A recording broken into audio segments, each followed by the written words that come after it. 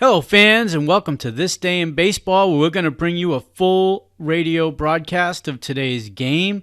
And before we do that, I just want to thank Classic Baseball Radio, and there's a link in the notes where you can check out their full channel. They have many great radio broadcasts. And while you're listening to today's game, if you want to check out much more about the game and the players, look on the links below, and you're going to see links to player pages, the date the game happened, the year it happened, and the play-by-play. Enjoy the game, and check out the links while you're watching the game, and please don't forget to hit the subscribe button so that every time new content comes out, you're going to get that firsthand.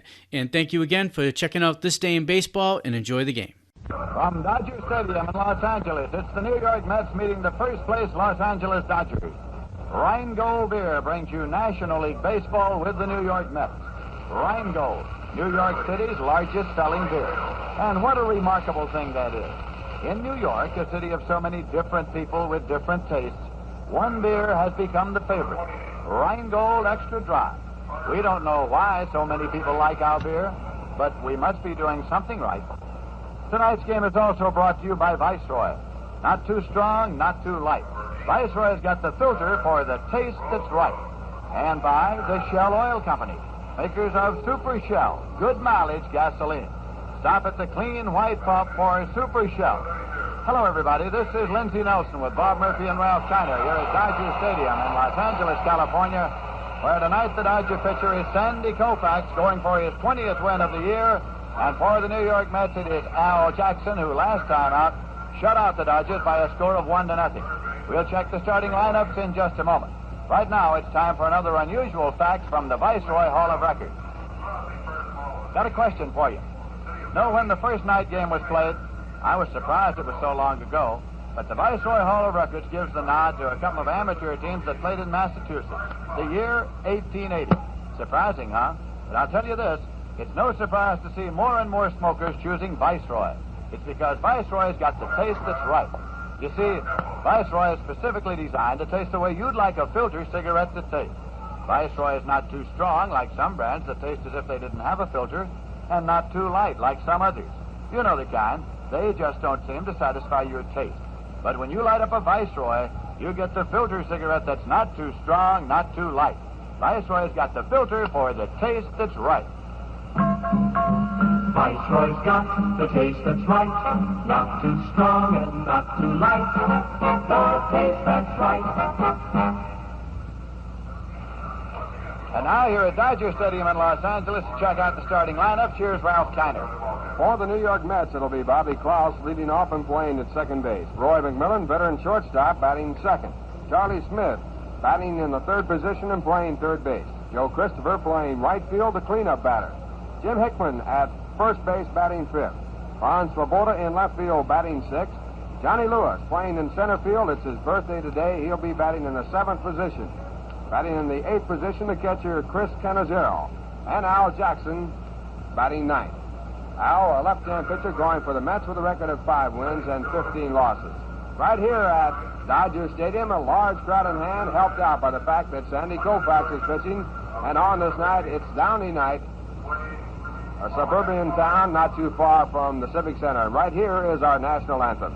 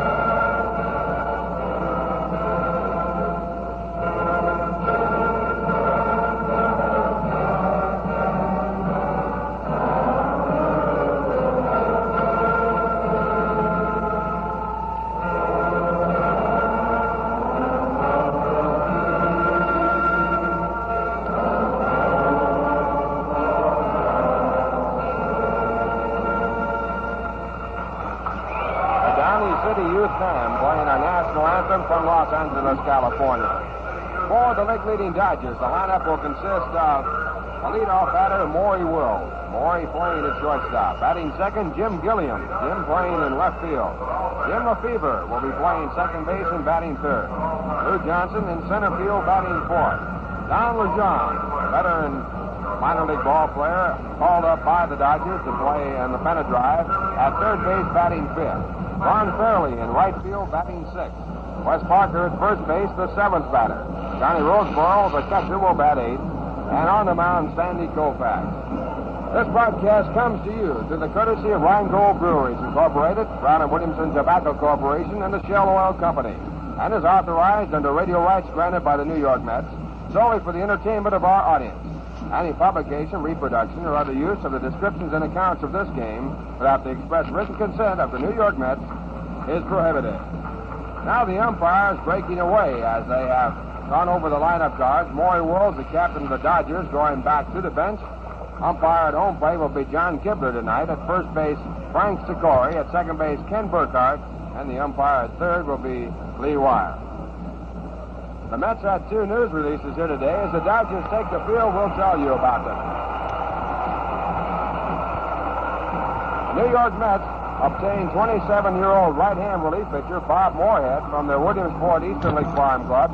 Moorhead replaces pitcher Dennis Musgraves on the Mets' 25-man roster as the Mets put Musgraves on a disabled list. And Moorhead, who was with the Mets prior to the time he has been recalled, has gone to a knuckleball, and he had a 5-0 record with a 2.11 earned run average while pitching for Williamsport. He was in 36 ball games. Mets also announced that Billy Cowan was sold to the Milwaukee Braves for two players to be delivered later on, one within a week and one at the end of the season. Cowan was sent outright to Buffalo by the Mets last Thursday to make room for Ron Hunt, who came off the disabled list. So the two news items as we get all set to go here in the first game of this two-game series. Some action already in the National League. San Francisco pulled within one-half game of the Dodgers by defeating Pittsburgh 4-3. Winning pitcher was Marichal, his 18th win. He's lost 8. Games in progress at the end of 8. Milwaukee 5, St. Louis 2 at the end of 5.5 innings. Cincinnati 5, Chicago 1 at the end of 5.5. Philadelphia 1, Houston 0. In the American League, Minnesota defeated the Yankees 7-3. Boston over Baltimore 15-5. The Angels over Cleveland 5-2. The game's completed in the American League. But right now, the action on hand here from Dodger Stadium, and here for the play-by-play, Bob Murphy. All right, Ralph, thank you very much, and hi, everybody. Bobby Klaus stepping in against Sandy Koufax. Sandy tonight trying to win his 20th. If he does so, he arrives there 11 days sooner than he did the year before last. Sandy has won 19 and lost only 4, and leads the major leagues in strikeouts. He has struck out 253 hitters. Bobby Klaus, the leadoff batter. Been a hot day at Los Angeles. Now starting to cool off. It'll be a pleasant evening at Dodger Stadium. The Dodgers are set up with Wes Parker at first, Jim Lefebvre at second, Maury Wills at short, and Don Lejean playing third.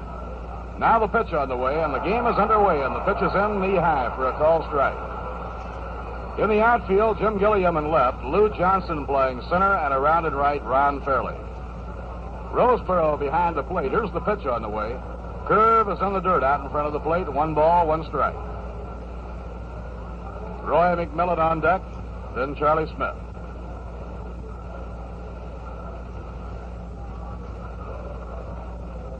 Now Koufax swings out of the windup. Here's the pitch. And the slow curve is over. A call strike, 1-2. Yogi Berra coaching at first base. Don Hefner on the lines at third. Swing and a miss. He spread him out. He got him with a letter high fastball.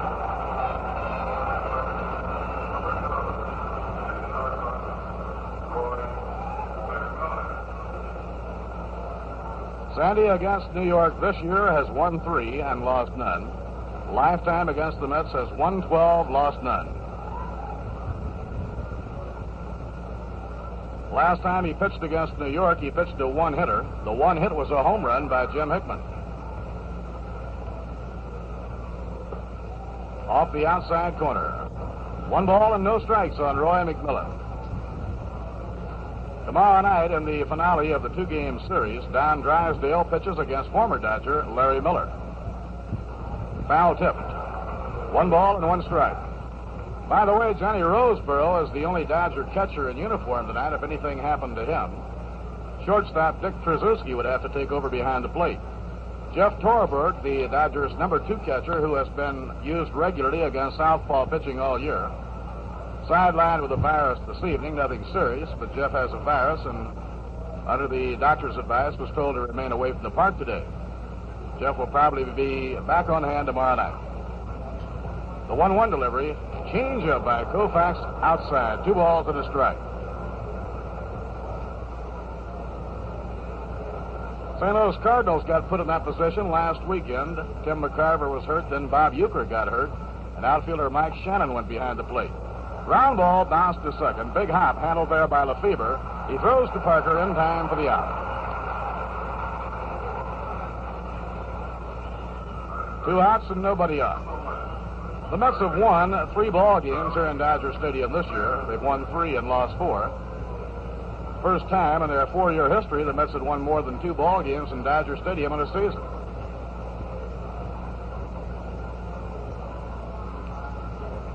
Last time the Mets were here, there was one great one. Al Jackson besting Claude Osteen 1-0. A swing and a miss by Charlie Smith, strike 1.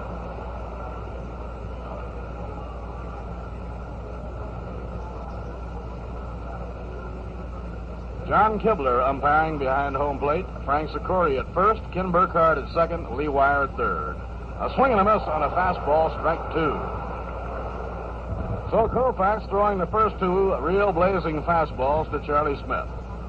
Charlie hitting at .269 with 14 home runs and 48 runs batted in. 2-strike delivery. Off the outside corner, 1 ball and 2 strikes. It's been a big year for the Dodgers. They've been on top practically all the way. Their lead right now is very precarious. The 1-2 delivery. Foul ball wafted back toward the press box and out of play. And another big year for the Dodgers at the gate. They have already attracted more than 1,700,000 to Dodger Stadium.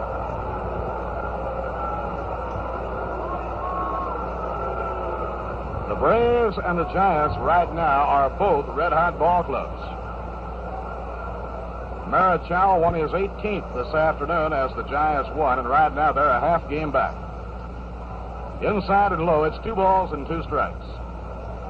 So once again, the National League has another very exciting pennant race. The Dodgers on top, the Giants a half game back. Both clubs coming to New York on the next homestand. Pitching 2-2. And he pops it up in foul territory, but it's playable. Back comes Johnny Roseboro. He's under it. And he grabs it near the Dodger dugout. No runs, no hits, no errors, none left on. And the score in the middle of the first, the Mets nothing and the Dodgers coming to bat. Now, last half of inning number 1, Al Jackson on the mound for New York, Chris Cannizzaro behind the plate. The Mets have Jim Hickman at first, Bobby Klaus at second, Roy McMillan at short, and Charlie Smith at third. In the outfield, Ron Swoboda is in left field. Johnny Lewis, today celebrating his 26th birthday, is in center.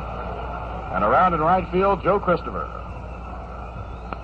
Maury Wills hitting at .291, leading off. He has been slowed up a little bit of late. He has a sore knee, a sore right knee that is swollen some. Here's the pitch on the way, and it's over for a strike.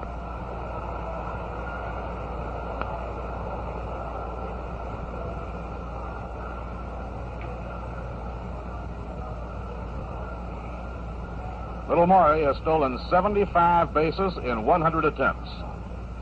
A swing and a miss. His knee is bothering him. It will not stop him from running. It's a pain that he had a couple of years ago when he swiped 104. It just comes from so much sliding. But he'll just live with the pain and continue to run, but as they say, he probably won't be quite as effective. Here's the pitch on the way. A swing and a miss. He struck him out. Jackson on 3 pitches gets Maury Wills.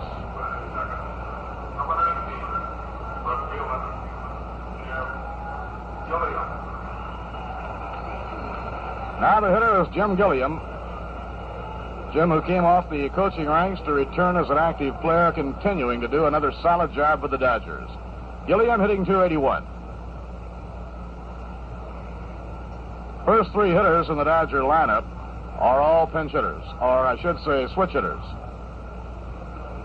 Off the outside corner, 1 ball and no strikes.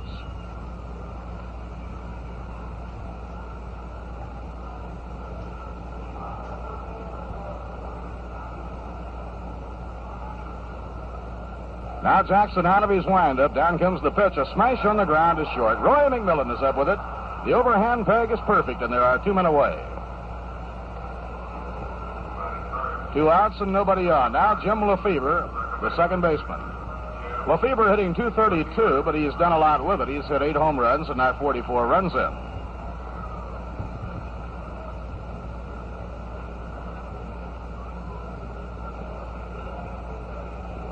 Danny Ozark on the coaching lines at first, and Preston Gomez on the coaching lines at third. Now the pitch to Lefebvre. He takes it at the knees. Strike 1 call.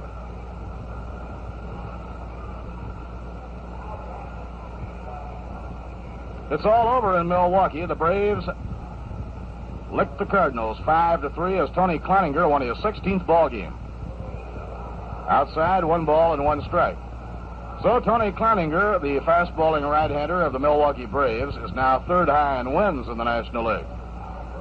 Sandy is high with 19. Marichal won his 18th today, and Cloninger his 16th tonight. Curve is inside. Eddie Matthews hit home run number 25, and Gene Oliver homered as the Braves defeated St. Louis 5-3. Bob Gibson was the loser. Gibson now 14-9. 2-1 delivery. Fastball outside, 3-1. Cincinnati 5, Chicago 2.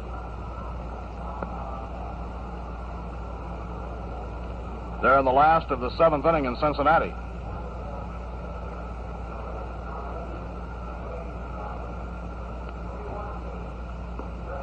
Inside, the breaking ball misses. Ball 4, and Lefebvre goes to first on the walk. That brings up Lou Johnson playing center field. Johnson hitting .260 with 9 home runs and 37 runs batted in. There's nothing physically wrong with Willie Davis. He simply has not been hitting. He's been in a very bad batting slump and has been benched. Willie's batting average falling off to .235, and he's a lifetime .275 hitter. A throw to first, not in time.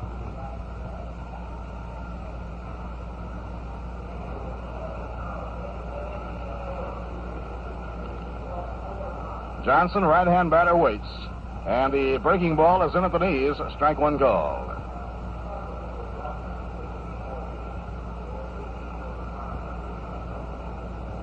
Dodgers trying to fight off the challenge of 3 ball clubs. The Giants a half game back. The Braves and Cincinnati just another step back. Ground ball hit towards second. McMillan to his left. He's up, flips to Klaus for the force play on Lefebvre, and the side is out. No runs, no hits, no errors, and 1 left. And Little Al had that good sinker going in the opening inning. At the end of 1, the New York Mets nothing, and the Los Angeles Dodgers nothing. The Mets return to Shea Stadium to open a real attractive homestand. Friday night, August the 20th, the world champion Cardinals will open the homestand. By the way, on Friday night, the 20th of August, it also will be Sons of Italy night in Shea Stadium. Many Italian-American groups are planning to be on hand that night as tribute will be paid to one of their most illustrious sons, Yogi Berra. Cardinals then play a Saturday afternoon Ladies' Day game and a Sunday doubleheader. Then the Dodgers are coming into Shea Stadium for 4 straight night ball games. After they leave town, in come the Giants. And all of those games are really going to have quite a bearing on the pennant race. By the time they come in, it's late August, and every game becomes a big one. While the Mets are away, tickets are on sale 7 days a week at the advanced sale window at Shea Stadium, located at Entrance D. In Midtown Manhattan, you can buy Mets tickets daily except Sunday in the Long Island Railroad waiting room at Penn Station, at Grand Central Terminal at the foot of the 42nd Street and Vanderbilt Avenue ramp. And for Mets fans on the island, the Mets have a ticket outlet during the regular store hours at Macy's and the Walt Whitman Shopping Center in Huntington. Reservations can be made for box and reserve seats at all Howard Clothes stores in the greater New York area.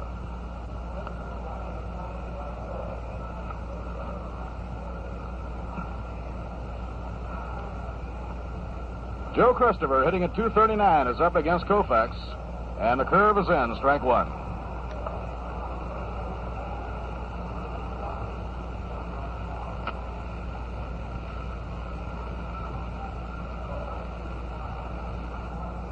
Foul ball, back toward the press box, no play.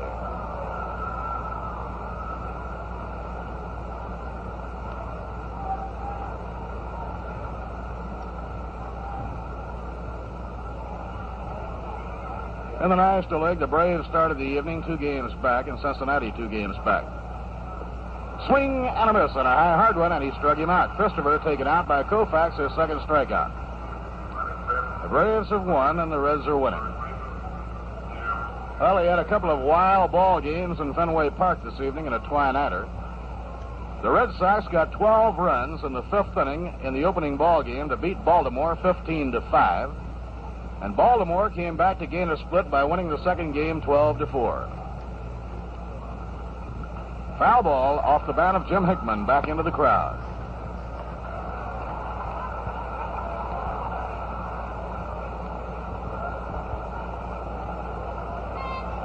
Jim hitting at .221.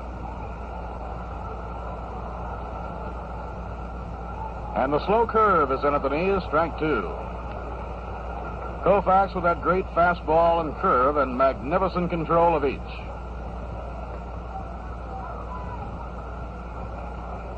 Two-strike delivery. Changeup hit on the ground towards short. Maury Wills glove hands it, throws in time. Little Wills gliding towards second had to play an offbeat hop. And he came up with a short hop running to his glove side. 2 outs and nobody on. Ron Swoboda is the hitter. Well, Casey hates to miss any ball game, but you can bet he hates to miss this series. He always looked forward to getting back to Glendale and the chance to check on the home site and visit with his many friends who came out to Dodger Stadium to root for the Mets. Outside and high, 1 ball and no strikes.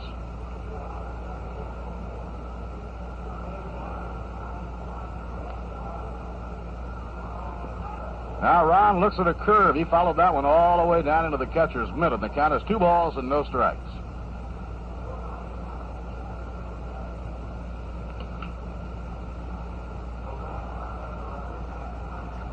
Fouled off, no play. Fans look for the Rheingold Chug-a-Mug displays in your area. The Chug-a-Mug looks and sounds like just what it is, a good thirst-quenching drink of beer.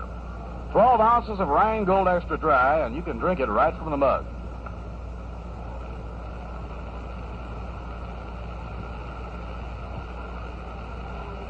Now Johnny Roseboro signs for the pitch to Ron Swoboda.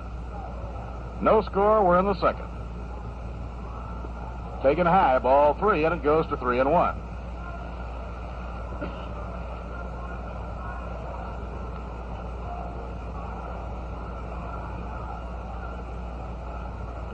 Three-one delivery. A swing and a miss on a fastball, 3-2.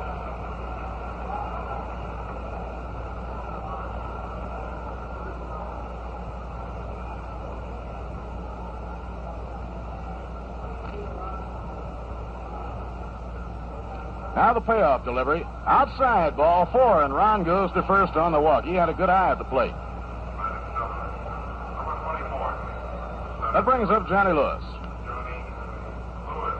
I imagine there are a lot of left-hand hitters as well as right-hand hitters who would not consider it an ideal birthday present to hit against Sandy Koufax.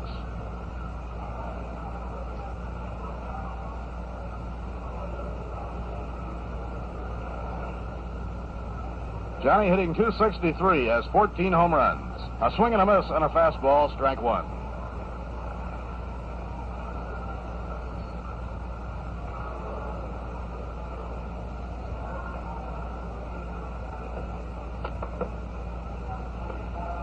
Fastball over on the inside corner, strike two. The last series of the homestand at Shea Stadium, Johnny was experimenting with eyeglasses for the first time and will continue along. He's not wearing them right now, but is waiting on another pair which will have a larger lens. Foul tipped into the dirt, no play. First pair that he donned, he found that the rims of the glasses, he was seeing too much and it was distracting, and so now another pair are being made up for him, and the lenses will be much larger, more like sunglasses, only with the prescription naturally, like the ones that Larry Miller uses.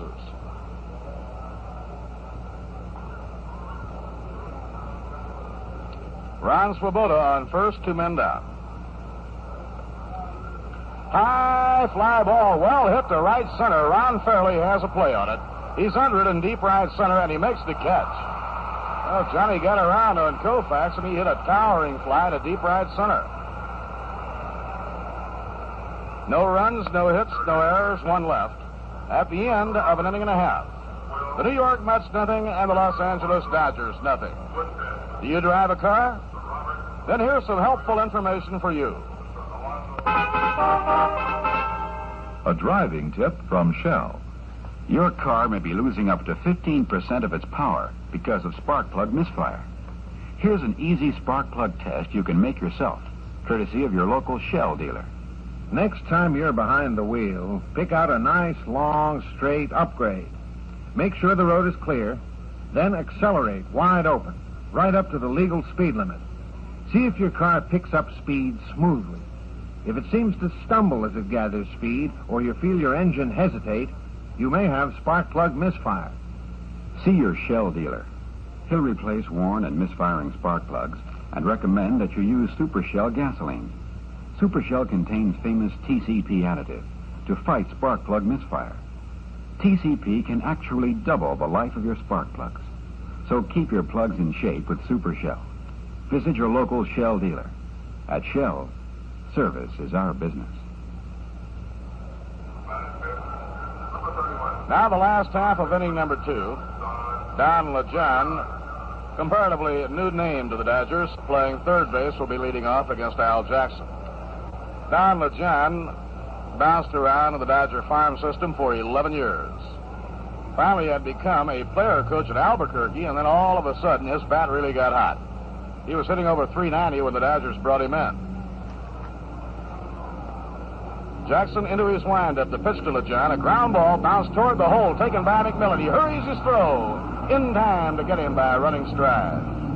Good play by Mackey. He had to come up throwing from the hole on the left side of the diamond.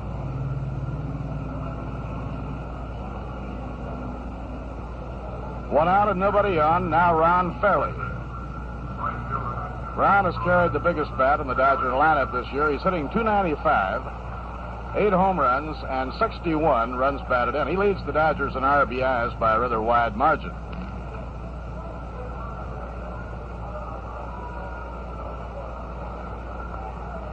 Now Jackson winds. Here's the pitch on the way. Fastball right in, a beauty by Little Al, and the count strike 1.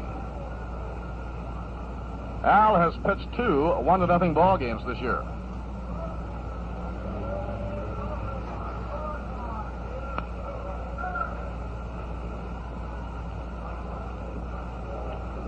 Inside and low, 1 ball, 1 strike. Al Jackson beat Claude Osteen 1-0 here in Dodger Stadium, and he beat Don Cardwell and the Pirates 1-0 at Forbes Field in Pittsburgh.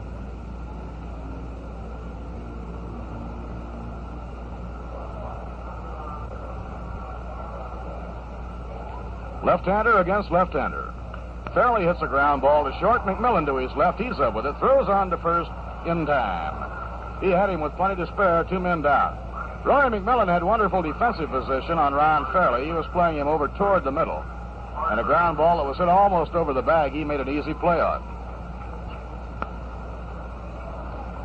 Well, Little Al has his real good sinking fastball going, and that means a busy night for the infield. Roy McMillan has handled 4 chances, and we're in the second inning. Slow curve, inside and low, ball 1.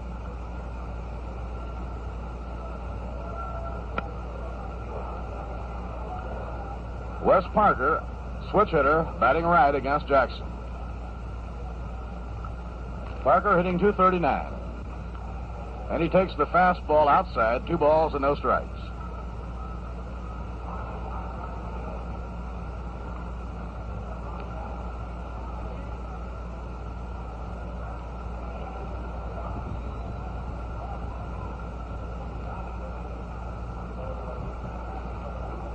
Parker is very fast. He's batting right against Jackson.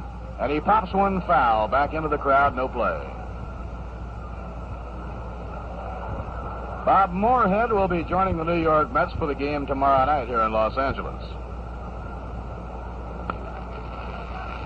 Bob is big and strong. He weighs about 210, stands 6'1". He was with the Mets in their beginning days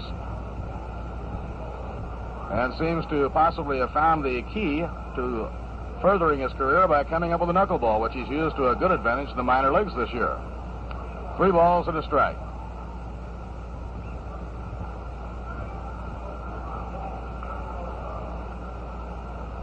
One fellow who bounced around in the minor leagues for a long, long time and then came up with a great knuckleball and brought it to the big leagues was Barney Schultz. It's 3-2 on Wes Parker.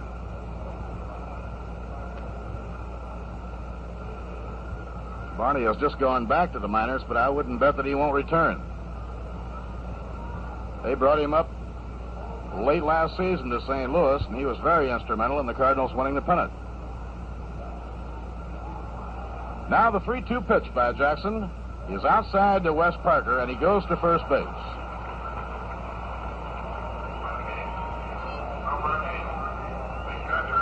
That is the second walk given up by Al, and it brings up Johnny Roseboro.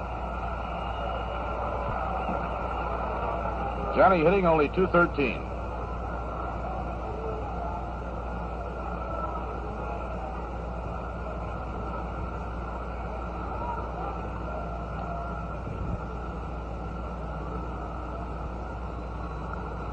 No score last half of the second. 2 outs and Parker on first base. Now throw to first by Al. Not in time.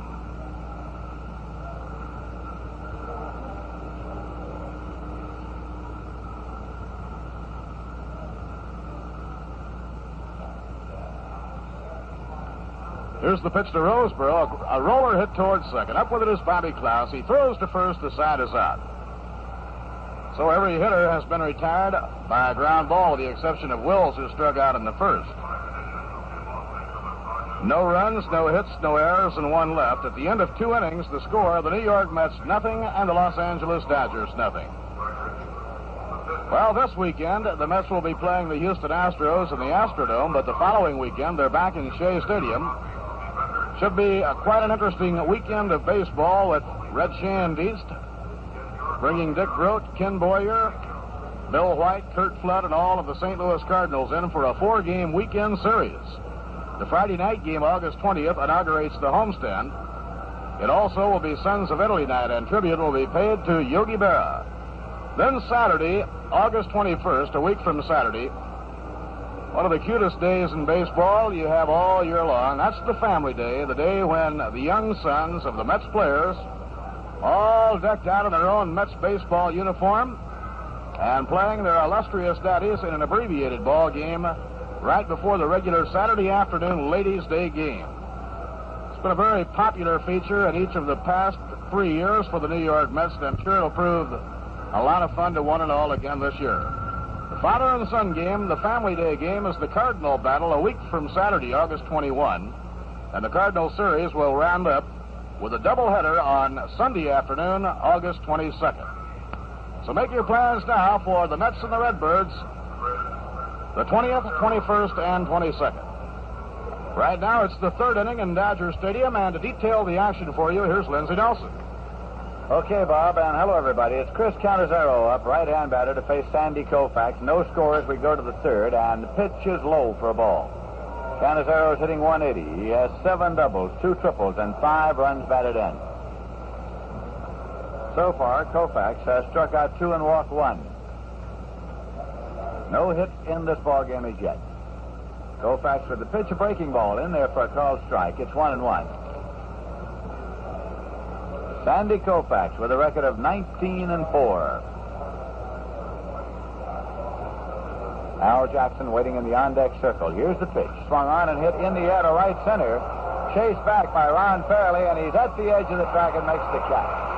Canizero getting good wood on the ball to right center, but Ron Fairley drifted back and was near the edge of the warning track when he hauled it down. One away. Now Al Jackson's coming up for his first time in the game. He's been up 40 times this year, had 5 hits, 1 double, 1 run batted in.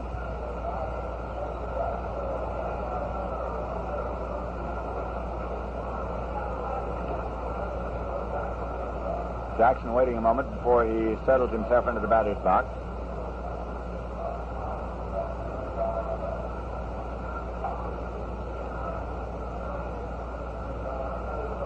And the pitch swung on and missed. Tipped it back into the glove of John Roseborough for strike 1. At third base, Don LeJohn is in near the edge of the grass. Against the speed of Jackson and his tendency to bunt the ball. Here's a swing and a miss. Strike 2. Good crowd on hand tonight here at Dodger Stadium. The big drawing card on this occasion is Sandy Koufax. And the pitch. Swung on and fouled off on the ground to the right side. Count holds at 2 strikes. Final score in the American League, the Detroit Tigers have shut out the Kansas City A's 3-0 as Dave Wickersham has come up with a 4-hit shutout, and Talbot is the loser. Here is a swing and a miss, and it is strikeout number 3 for Koufax, and we pause for station identification. This is the New York Mets Baseball Network. WHN, New York, 1050. For Lonnie Starr and the sound of beautiful music tomorrow morning.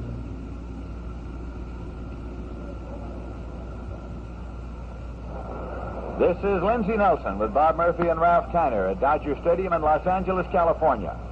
Bobby Klaus is up. He's been up 1 time, and he struck out swinging.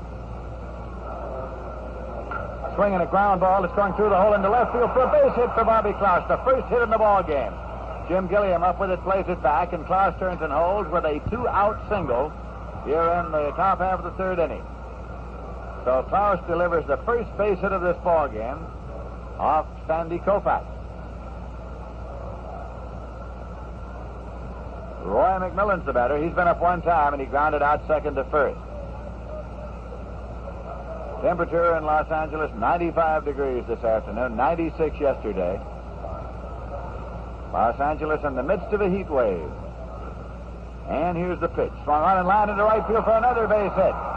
Klaus turns and holds as Fairley rips the ball in to shortstop Maury Wills. McMillan holds at first, and the Mets have runners at first and second, with 2 men out, and Charlie Smith is coming up.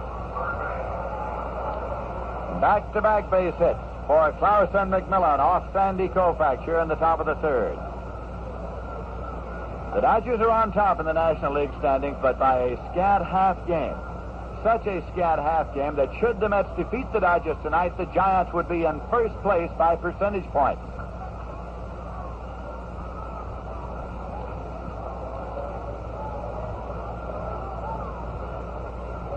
Koufax looks in to get a sign. Met runners lead at first and second, and the pitch is high for a ball. 1-0 now to Charlie Smith.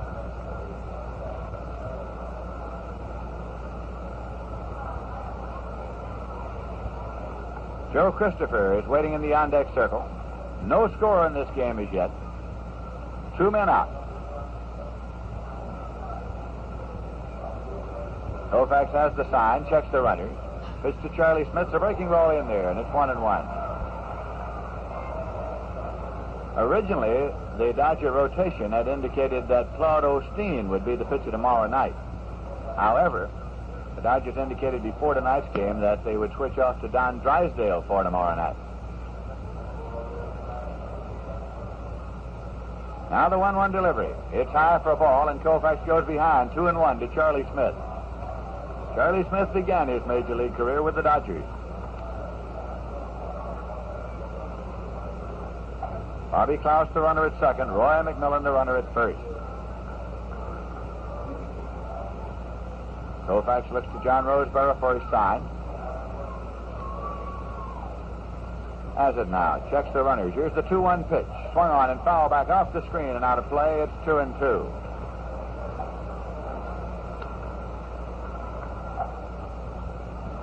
Sandy gets the new ball, takes a moment to rub it up. He struck out 3 and walked 1 so far.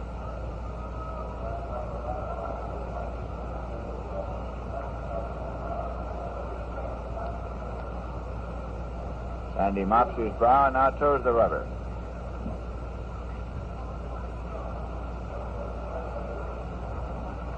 He has the sign. Runners lead first and second. Here's the pitch. Swung on, and it is fouled out. Chopped right off the plate and rolls back. Out of play. It's 2-2 now to Charlie Smith. Runners return. They were often moving with 2 men out.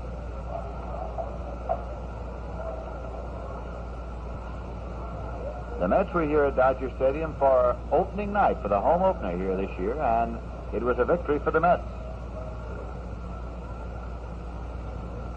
Koufax goes to the rosin bag.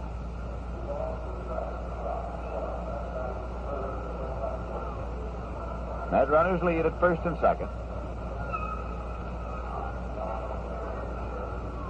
Koufax straightens up, and now Roseboro runs through the signs for him again. He's up and set. 2-2 pitch. Swung on and missed, and he struck out Charlie Smith to retire the side. Strikeout number 4 for Sandy Koufax. For the Mets, no runs, 2 hits, no errors, 2 left, and the score at the end of 2.5 innings is the Mets nothing and the Dodgers nothing. And here's a very sad French-Canadian song about a fellow who lost the key of his clarinet. Listen. J'ai perdu le dos de ma clarinette, j'ai perdu le dos de ma clarinette. Ah, si papa il savait ça, voilà. J'ai perdu le dos de ma clarinette is a song with the kind of humor French Canadians love. But one song leads to another, and the thirst that follows is no laughing matter. Oh, un petit coup, c'est agréable. Oh, un petit coup, c'est doux. Oh, le concours, ça rend l'esprit malade.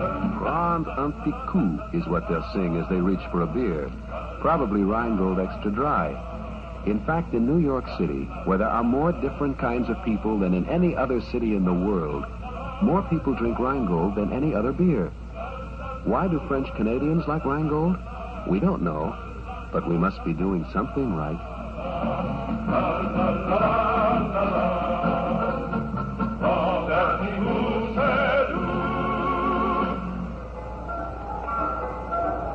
In the bottom half of the third inning, Sandy Koufax will be up to lead off for the Los Angeles Dodgers.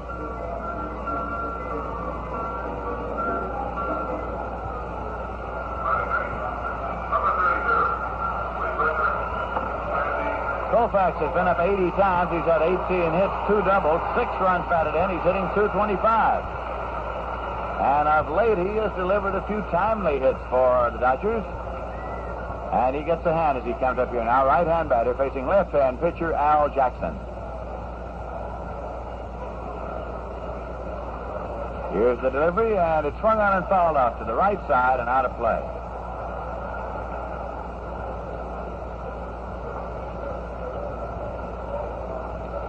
Kneeling in the on-deck circle is Maury Wills.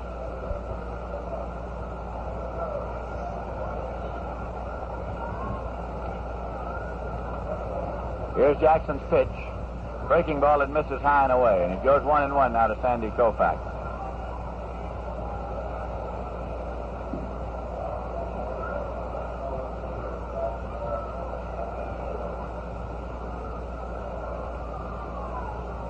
Jackson looks into Canizero. And the 1-1 delivery. Foul back into the seats and out of play. 1-2. It was a hot day in Los Angeles, and it's a warm evening in Los Angeles, California. This particular heat wave began on Sunday. The Dodgers, of course, had been on a road trip, and they were just back themselves. Here's a swing and a foul ball to the right side out of play into the Met dugout and right out again. Met manager Wes Westrom was the subject of numerous interviews, radio, television, newspapers, so forth, before the start of tonight's ball game.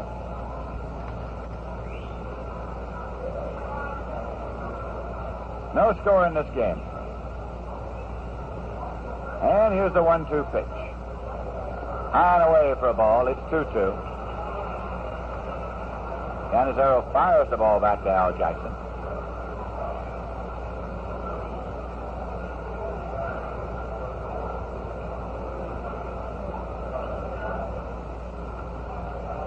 Here's a swing and a ground ball to third, taken by Charlie Smith. Up and across to Jim Hickman in time. Koufax has grounded out third to first. With one away, it is Maury Wills coming up. He's been up one time and struck out. Maury Wills getting a hand, is hitting .290 for the season. He has 75 stolen bases, and he's running about 24 games ahead of the pace of the year 1962 when he stole 104 to set the modern record. Maury Wills with a fantastic year for the Los Angeles Dodgers. Pitches outside for a ball. And when you wonder how the Dodgers can be up on top when you look at the team position for position, here's one of the big reasons. Maury Wills, the captain of the team. And a little rhythmic applause has begun here in Dodger Stadium. Al Jackson with the 1-0 pitch. And it's outside, 2-0. Maury Wills bats right-handed, of course, against the switch hitter. Chris Cannizzaro has called time and has walked the ball all the way back to the mound, with Jackson having gone behind. Jackson has struck out 1 and walked 2 in the game so far. There is no score, and we're in the bottom half of the third inning.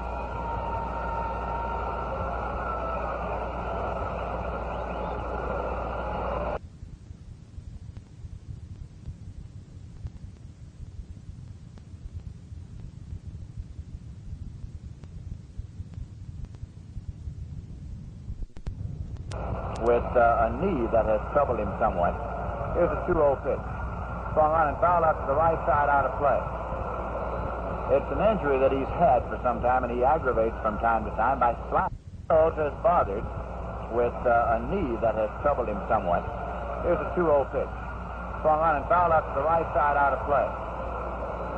It's an injury that he's had for some time, and he aggravates from time to time by sliding, as he does, of course,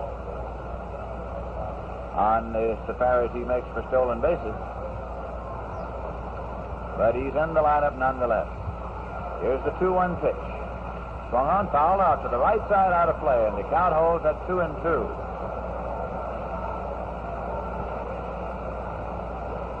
Jim Gilliam is in the on-deck circle right now.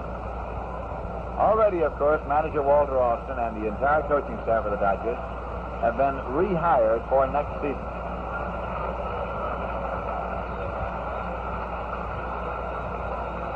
Al Jackson with a 2-2 pitch to Maury Wills, and it's swung on, hit on the ground, foul down the third baseline, rolls off out of play. So the count holds at 2-2. One man out, nobody on base.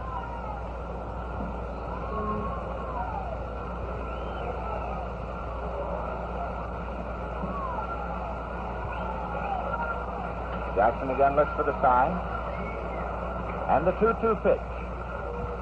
Swung on it on the ground, foul, back to third. The American League final score, the Chicago White Sox have shut out the Washington Senators 6-0. Tommy John with a 4-hit shutout. Vinny Daniels started and took the loss for the Washington Senators. Danny Cater had a 2-run homer for the White Sox. Right here, it's the Mets nothing, the Dodgers nothing. 2-2 pitch to Wills. Swung on and hit in the air down the right field line. If it stays fair, it could be extra bases. And it is going into the stands on a hop for a ground rule double.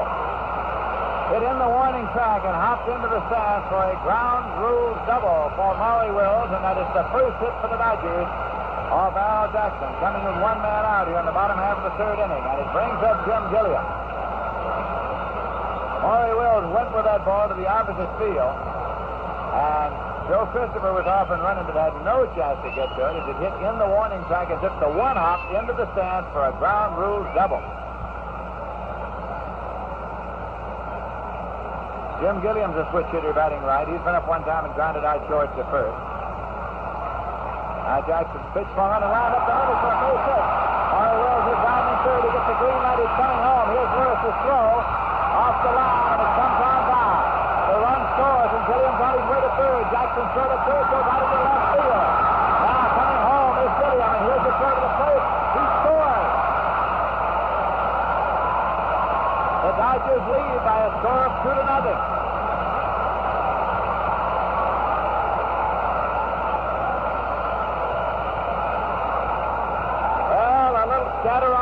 baseball here in the bottom half of the third inning has enabled the Dodgers to score twice.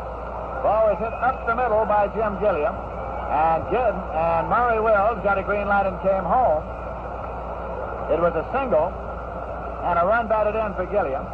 And then Johnny Lewis's throw went wild, came on by Canizero, came by Jackson, who was backing it up. Jackson's throw to Charlie Smith, trying to get Gilliam going to third, went wild out into left field, and Gilliam scored. So it's a single, a run batted in, an error on Lewis, and an error on Jackson. Pitch is outside for a ball. One away, and the Dodgers lead 2-0.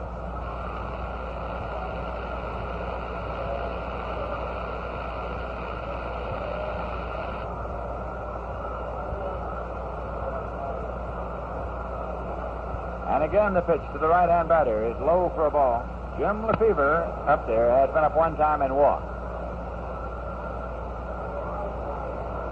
As Gilliam got the green light from Coach Preston Gomez at third and started home, Johnny Lewis charged the ball and center, came over it, but his throw was off the line up toward third. Past Canizero and also by Jackson, who was backing up at the plate. Here's the pitch. In for a strike. Jackson got a glove on it, knocked it down, then came up with it, but by that time, Gilliam was on his way to third, and Jackson fired the ball over, intended for Charlie Smith at third, but it went on out into left field. Picked up out there by Swoboda and thrown home, but not in time to get Gilliam. Here's a swing and a ground ball. That is off the backhand glove of Charlie Smith. No play, and on at first is Lefevre. That ball was slammed between Charlie Smith and the bag, and it's a base hit. Charlie did stab at it on the backhand side and got the glove on it to knock it down, but had no play as the ball rolled off into foul territory. It is a base hit for Lefevre. Gives the Dodgers a runner at first with one man out, and Lou Johnson is coming up. He's been up one time and hit into a forced play. The Dodgers 2, the Mets nothing.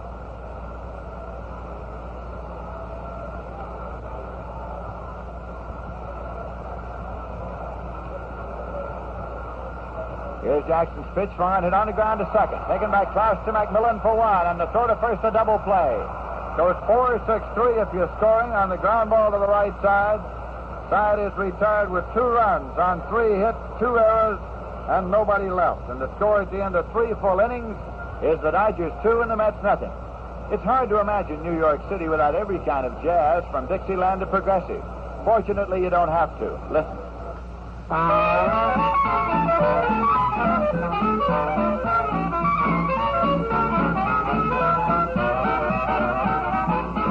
That's Backstreet Rag, a uniquely American sound.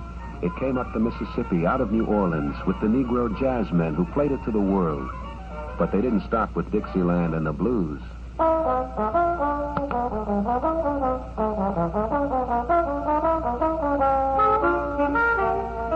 Little David's Fugue by John Lewis is a new sound that's part of a new generation.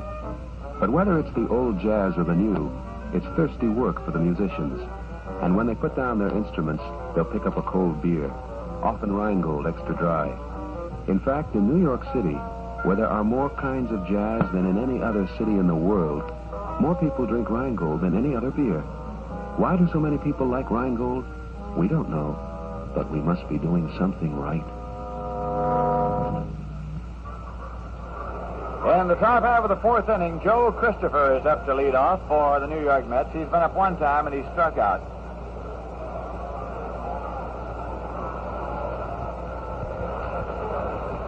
Christopher's hitting .238. Sandy Koufax has struck out 4, walked 1, and allowed 2 hits. Starts him off with a breaking ball. It's in there for a called strike. Jim Hickman waiting on deck for the Mets.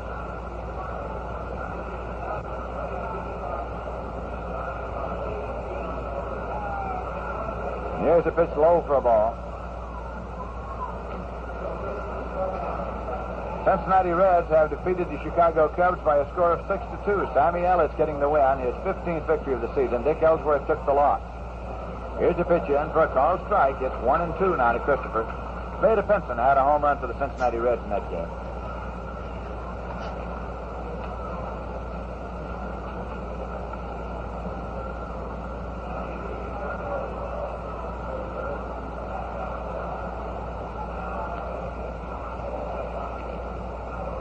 1-2 delivery. And it's low for a ball. 2-2.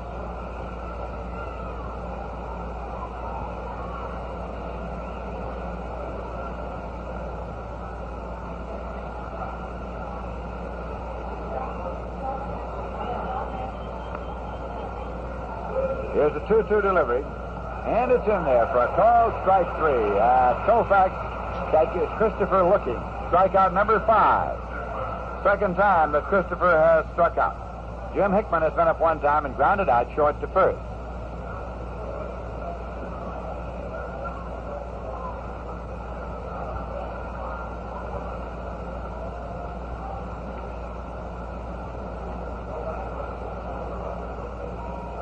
Koufax pitch swung on and hit in the air to right center field. Lou Johnson drifts over. He's there, and Johnson puts it away. 2 men out. Now Ron Swoboda will be coming up.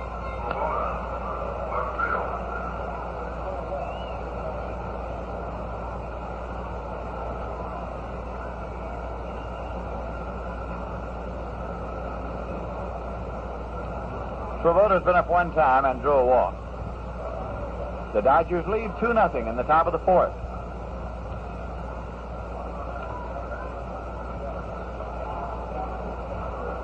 And the pitch is inside low for ball 1.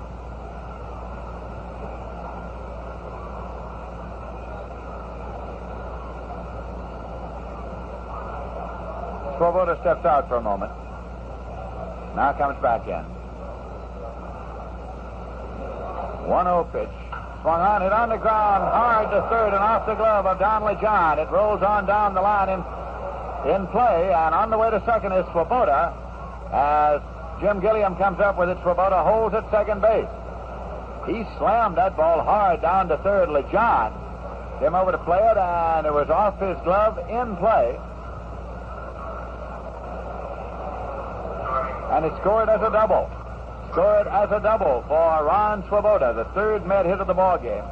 Gives the Mets a runner at second with 2 men out.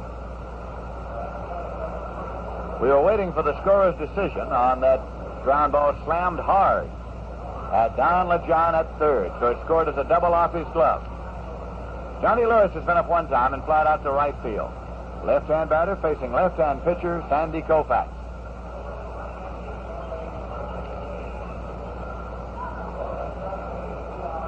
Dodgers leading by a score of 2-0. Now Koufax goes to the rosin bag and Johnny Lewis steps out.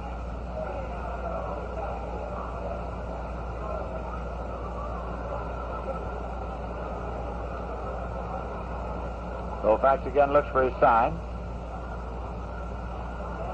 Breaking ball in there for a called strike.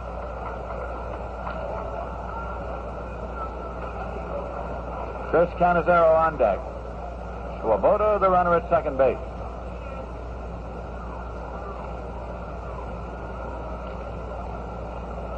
Strike 1 delivery. Inside low. It's 1-1. Willie Davis is not in the lineup for the Dodgers tonight. He has been in a batting slump that has his season's batting average down to 235 now. His lifetime average is 274. And he has been set down for a while.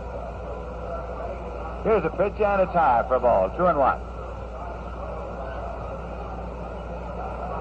So tonight the Dodgers have Don LeJohn playing third base, and they have Lou Johnson moved over to center field.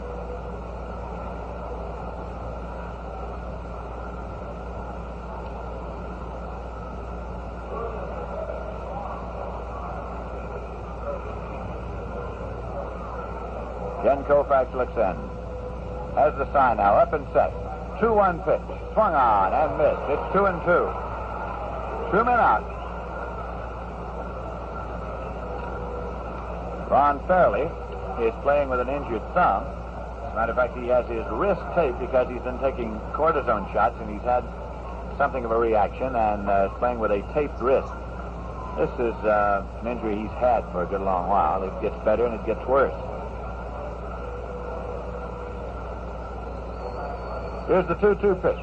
Breaking ball, and it's a foul ball off and out of play. 2-2, check swing. Svoboda returns to the bag at second.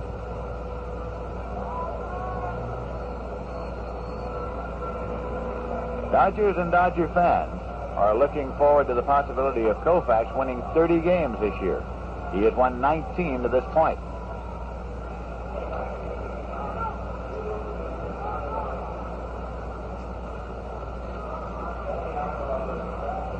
Now the 2-2 pitch. Swung on and missed. That's strikeout number 6 for Koufax as he got Johnny Lewis swinging. No runs, 1 hit, no errors, 1 left. And the score at the end of 3.5 innings is the Dodgers 2 and the Mets nothing. Now it's time for another unusual fact from the Viceroy Hall of Records. Tonight's story could be called a batter's nightmare. When Frank Chance was playing for Chicago, he reached base 5 times in 1 game. But Frank wasn't doing the hitting.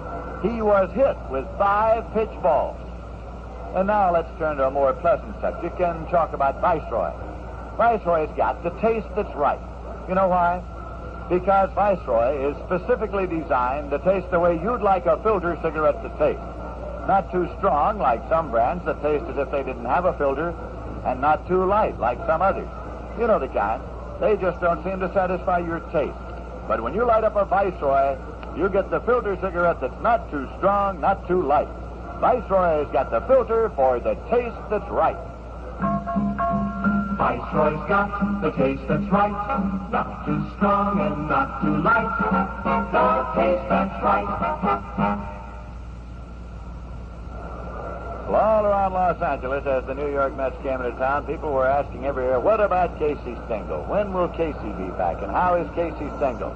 Casey, of course, through the years with Mrs. Stengel, has made his home at Glendale in the greater Los Angeles area, and he has a whole host of friends and followers in this area who wish him the very best and a speedy return to the baseball wars.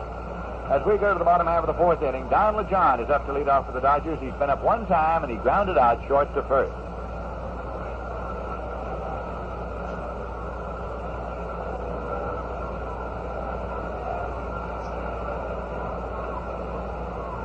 Jackson's pitch is in for a called strike. Final score of the Philadelphia Phillies have shut out the Houston Astros at the Astrodome in Houston by a score of 2-0.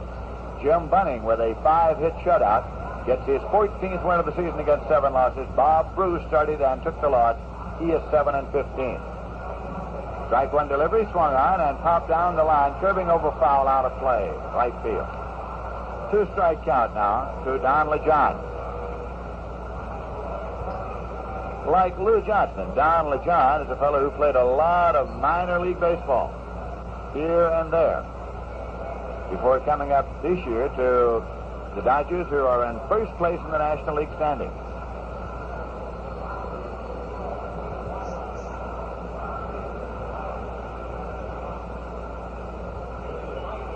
There's a pitch inside low, off the glove of Canizero, comes all the way back. It's 1-2. No, Lindsay, you wonder how a fellow would react or what he does inside when you take him out of the minor leagues after struggling for all those years under difficult conditions and put him in a duel like this with all these fans around and a pennant race as tight as this. Well, you certainly do. Maury Wills was a case like that in 1959. Here's a pitch outside. I have an idea that for a lot of those fellas, things actually become a lot easier. I think that maybe they don't have as much pressure as they had where they came from. Because in many ways, of course, certainly the general life is a lot better in the major leagues, and what have they got to lose? They've been in the game a long time anyway. Here's a swing and a miss on a slow breaking ball.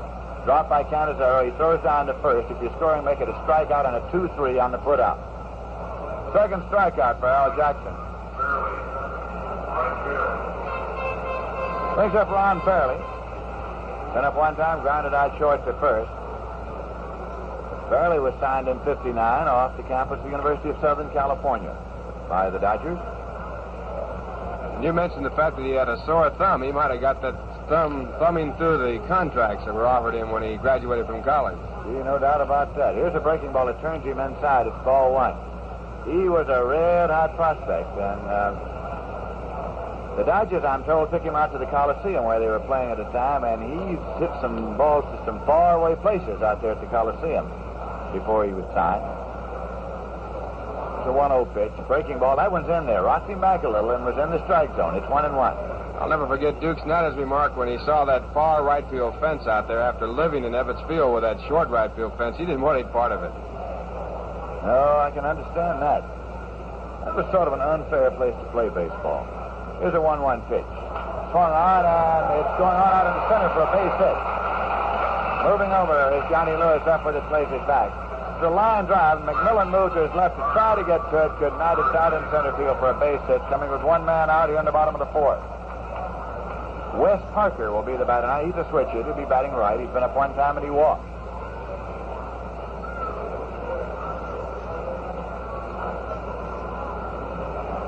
Dodgers have, of course, been paying careful attention to the standings of late, and they're keeping a wary eye just up north in the direction of Candlestick Park because the Giants are only a half game out of first place right now.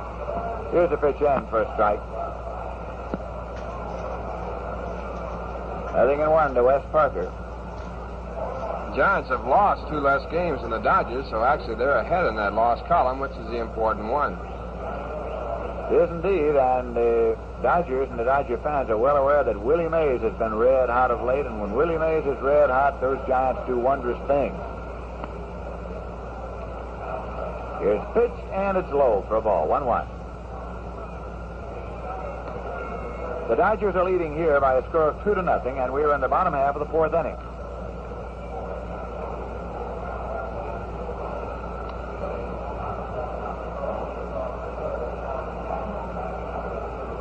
Now the 1-1 pitch. Slow breaking ball. It's fouled off. 1-2 the count. Off-speed pitch by Jackson, and he had Wes Parker way around in front.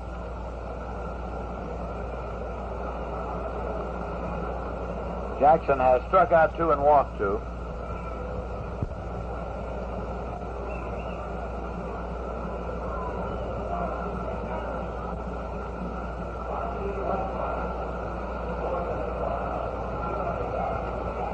Now here's the 1-2 delivery. Swung on, and it is off the shoulder of Jackson. He scrambles after it, throws to first in time. Now let's see if Jackson is in any way injured. It appeared to be off his shoulders. That ball was slammed back on the ground to the box. It rebounded in the direction of first base, and apparently Jackson's all right. No complaint, nobody's out, and he's getting a hand from the fan. And we're going to pause for station identification. This is the New York Mets Baseball Network. WHN, New York, 1050. Leading station for the sound of beautiful music, day and night.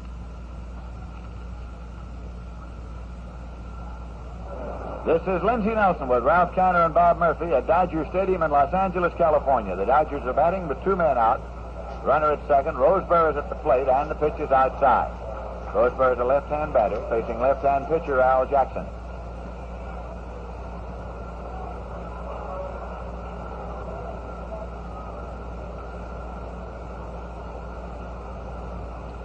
Roseborough has had 6 home runs this year.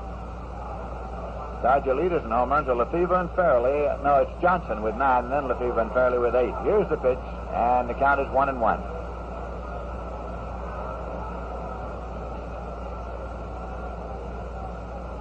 Dodgers have had 58 home runs as a team this year, and their opponents have had 94.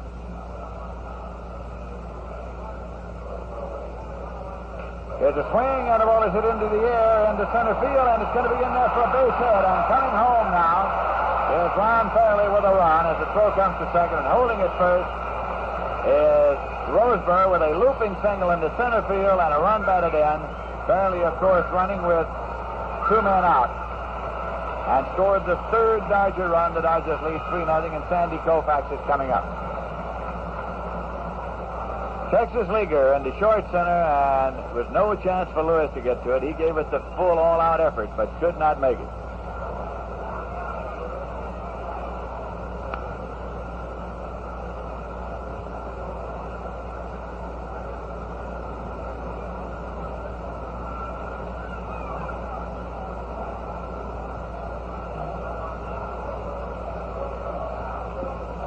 Here's a swing and a miss. Sandy Koufax, the biggest reason that the Los Angeles Dodgers are on top in the National League standings. Speaking of their attack, As a team, the Dodgers have had 58 home runs. As a team, the Mets have had 80 home runs. Here's a breaking ball. It's low. 1-1. 2 men out, a runner at first. Dodgers 3, the Mets nothing.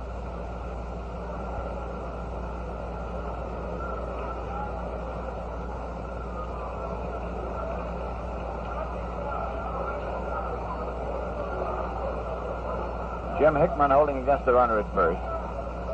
Here's a 1-1 pitch. Breaking ball, a little nubber, and it's going to be a tough play. Jackson's up with it, goes to first, and he's out at first base as Hickman dug the ball out on the short hop. Jackson wheeled, full pivot and tag, and threw it in the dirt, and Hickman dug it out on the short hop for the out. So the side is retired. 1 run, 2 hits, no errors, and 1 left. And the score at the end of 4 full innings is the Dodgers 3 and the Mets nothing. The Mets, of course, still have a lot of baseball to be played at Shea Stadium in New York this year.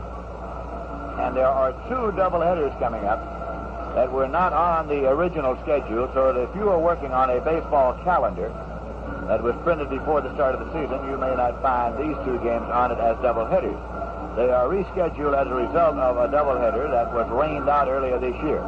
Tuesday night, August 31st, the Mets will play the Houston Astros, a twilight doubleheader. It will start at 6 p.m. That's Tuesday night, August 31st, the Mets and the Astros. Then the following afternoon, Wednesday afternoon, September 1st, it will be an afternoon doubleheader between the Mets and the Astros. Then Thursday afternoon, September 2nd, the Mets will close out a 16-game homestand with a single game against the Houston Astros. So, remember, the twilight doubleheader on August 31st, followed by the afternoon doubleheader on Wednesday afternoon, September 1st, and then the single game on Thursday afternoon, September 2nd.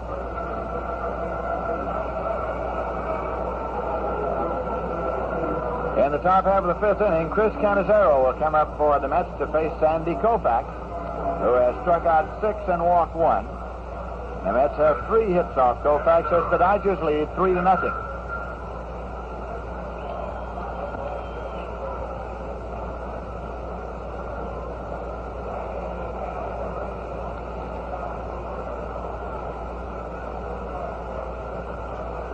Cannizzaro is up in the 3rd inning and slide out to right.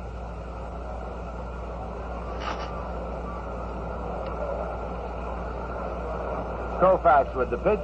And it's a let-up in there for a called strike.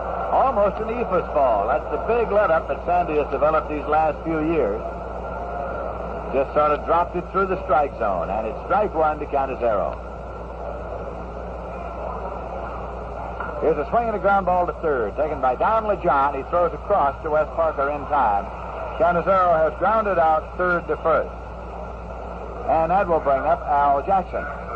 He's been up 1 time and struck out.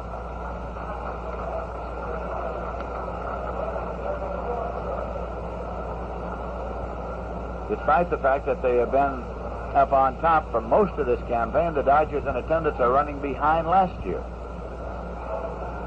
Not very much behind, but behind nonetheless.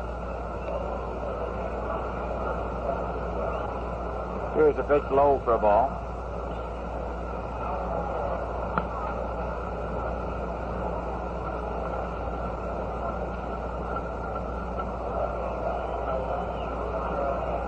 And the pitch is in for a strike as Jackson moved back, taking it. The attendance for 57 games here at Dodger Stadium has been 1,714,766.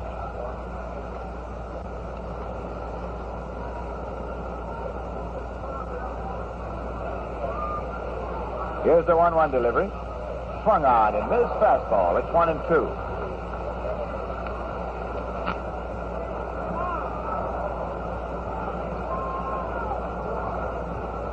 One away, nobody on base.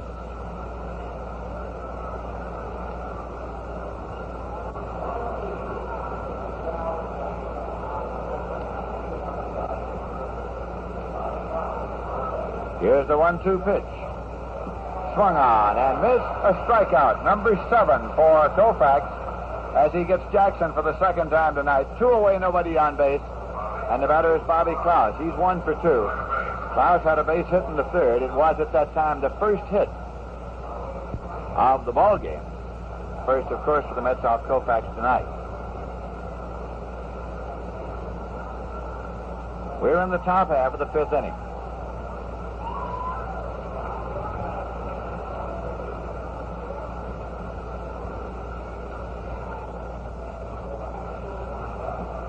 Here's a pitch high for a ball. John Kibler, the umpire behind the plate.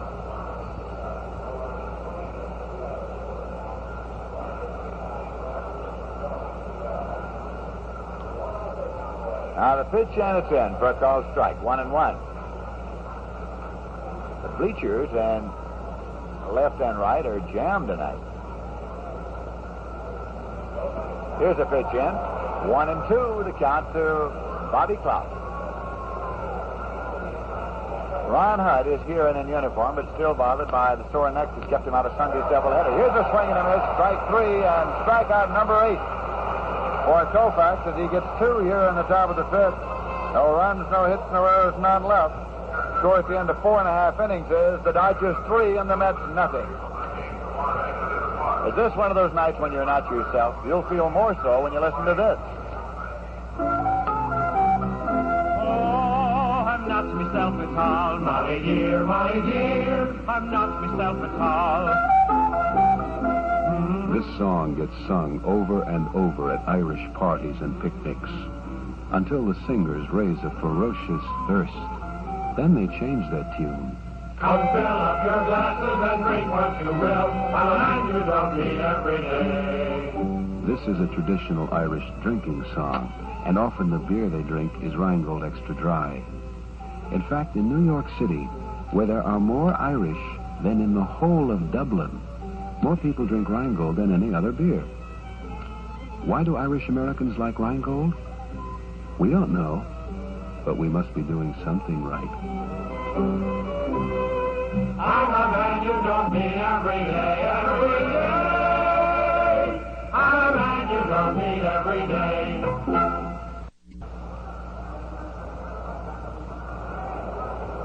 In the bottom half of the 5th inning, it'll be top of the batting order up for the Dodgers. Maury Wills, Jim Gilliam, and Jim Lefebvre.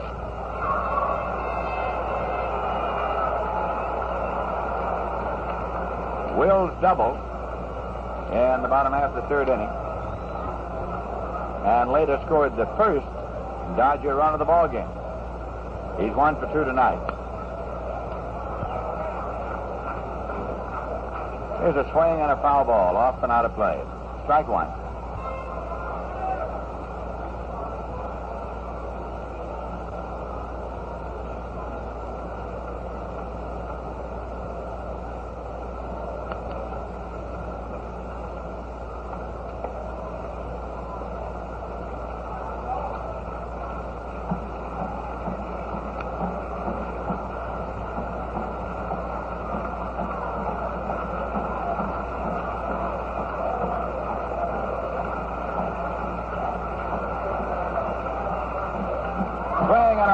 To Klaus at second for the out. Maury Wills with a liner, and Klaus moved over to glove it. There is one away here in the bottom half of the 5th inning. Now Jim Gilliam, switch hitter, batting right. He's 1 for 2. He drilled the base hit up the middle. It scored Wills, and then he himself scored on 2 succeeding errors as the ball was thrown away by the Mets in the bottom of the 3rd.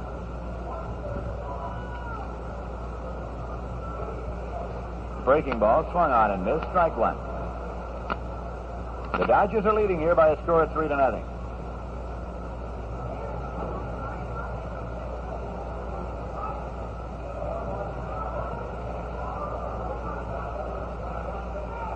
There's a swing and a fly ball into center field. And drifting over is Lewis to take it for the out. 2 men down. That'll bring up Jim Lefebvre. He's 1 for 1 in a walk. Our statistician, Matt Winnick, has dug up some interesting figures on the performance of Sandy Koufax.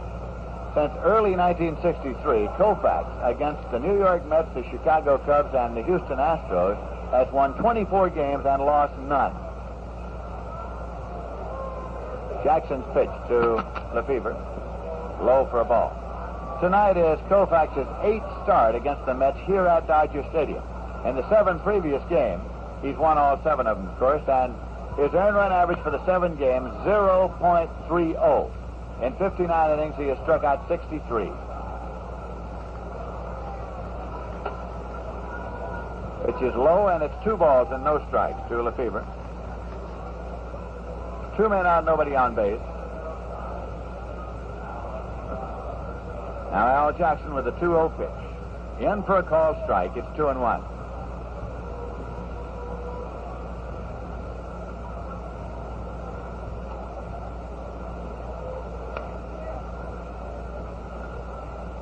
Lou Johnson on deck. A 2-1 pitch. Breaking ball, and it misses high and away. So it's 3 balls and 1 strike.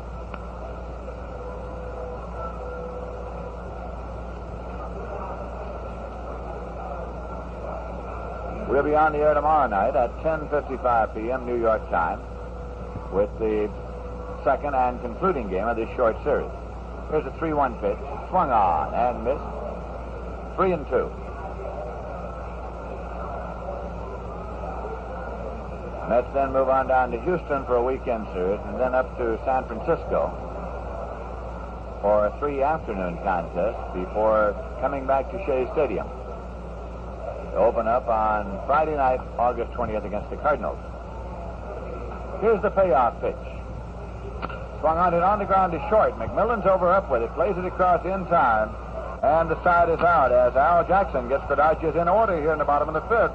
No runs, no hits, no errors, none left, and the score at the end of 5 full innings is the Dodgers 3 and the Mets nothing.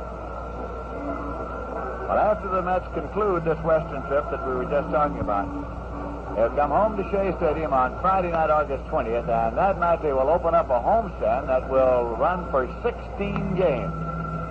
First in will be the world champion, St. Louis Cardinals. They'll be on Friday night, August 20th. Saturday afternoon, August 21st, and a Sunday doubleheader, August 22nd. And then these Los Angeles Dodgers will be coming into Shea Stadium for their last appearances of this season, followed in by the San Francisco Giants. So fans in New York will be able to get a close-up, first-hand look at the pennant race as the Dodgers first come in, and then the Giants. And then the Houston Astros will come in for their final appearances with the 2 doubleheaders that we mentioned before. So make your plans now for the long homestand. Tickets are now on sale for any of all of those games, and this is an excellent chance to make your baseball plans while the Mets are on the road. We're going now to the top half of the 6th inning. Sandy Koufax still on the mound for the Los Angeles Dodgers.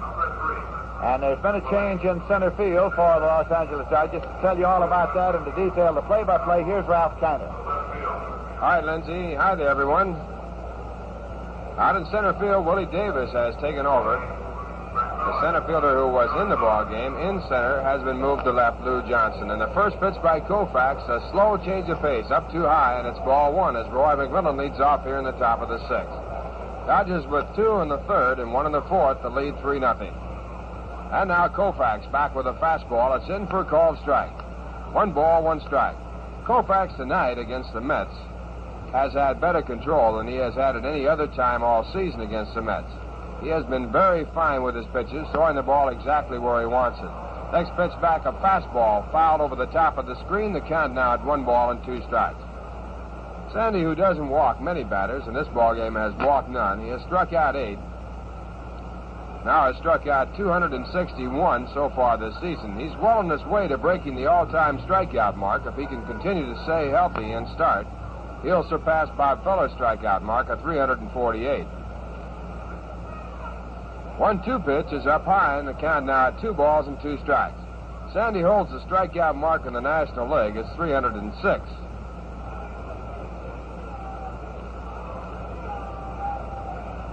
Two balls and 2 strikes, and Roy McMillan. Roy 1 for 2 against the left-hander. 1 of 3 hits the Mets have, and the pitch back to the plate is low, and it is 3 balls and 2 strikes. Should correct one thing. Sandy did walk 1 batter in the ballgame. That was Ron Swoboda in the 2nd on a 3-2 pitch. Now he's 3-2 and Roy McMillan.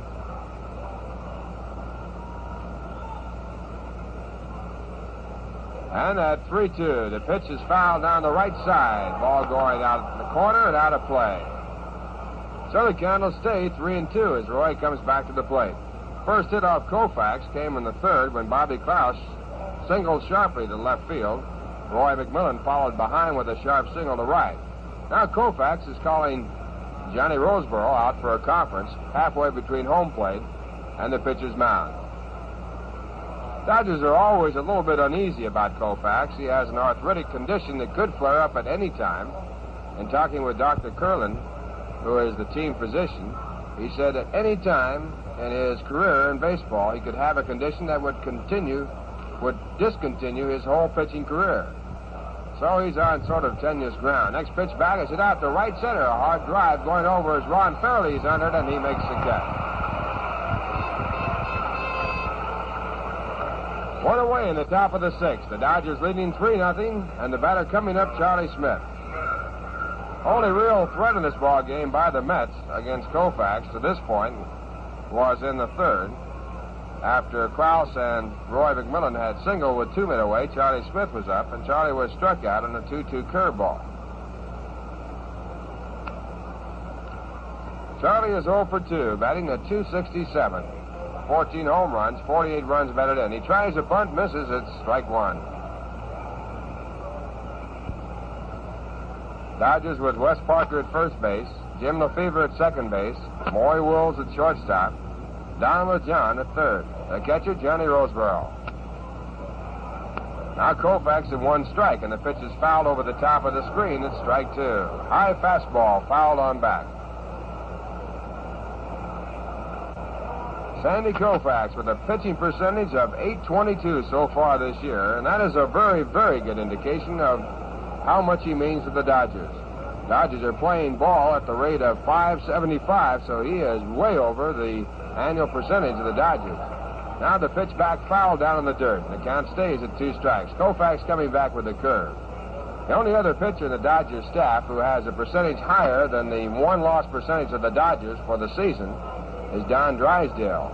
His pitching percentage wins against losses 600%, which is some 25 points over the Dodger percentage. Now a curveball swung on a miss, strike 3, and Sandy Koufax gets his 9th strikeout.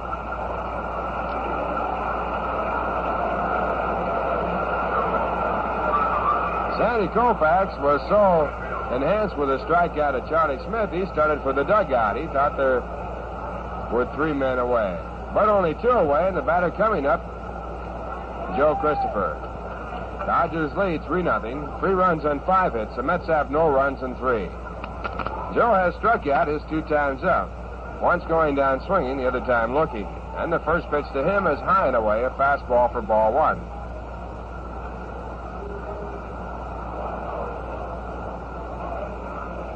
Christopher batting .237, a right-hand batter.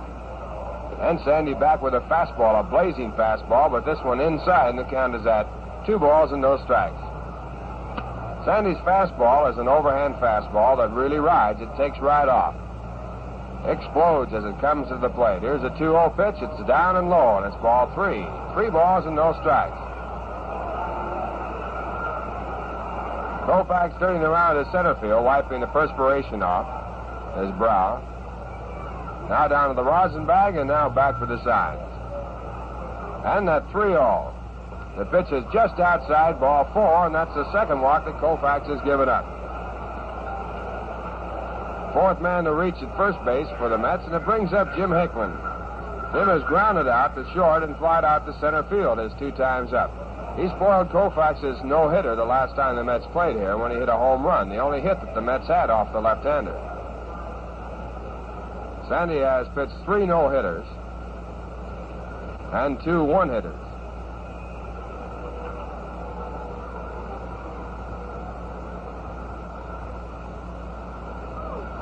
Hickman batting .219. He gets a curve for his first pitch. It's high for ball 1.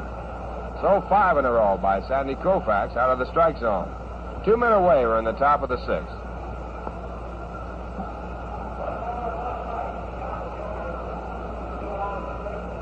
Dodgers building their ball club around their ballpark, which is the way most ball clubs are built. Ballpark, the important factor for the type club you should have. 1-0 pitch is a curve. This one rolling right in there. It's strike one. This park is very tough for hitters. Dodgers coming out here, building their own park to their own dimensions. Have their ball club built entirely around a pitching staff. As Lindsay told you, they have not hit many home runs here. Next pitch back, a check and a swing, but in. It's now 1 ball and 2 strikes. Dodgers have hit only 58 home runs all season long, which is very small or minute in comparison to other type ball clubs that have power. Milwaukee, for example, up around 130. The Giants up over the hundreds.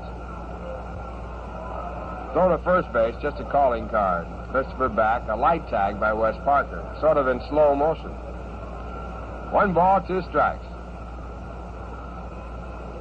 Christopher leading off, and the pitch back to the plate is off the bat as Hickman leans away, a foul ball. So the count will stay at 1 ball and 2 strikes. 2 men away with the Dodgers leading 3-0. We're in the top of the 6th. Dimensions of the ballpark are somewhat deceiving. 410 to center field, but the ball does not carry well here at all. 370 in left and right field, away from the foul lines and back to the right and left fielder. In the alley, about 385 in left and right. Now the pitch back, and a high fly ball hit the shallow center. Willie Davis, just in the ball game, coming in to call for it. He is entered, and he makes a catch, and that retires the side. No runs, no hits, no errors, a walk, and a man left on. And the score at the end of 5 1/2. The Dodgers 3, the Mets nothing, and now Sandy Koufax can walk off. It's very hard to sell sheet music in Jamaica, you know. They make up songs whenever they need them, like this.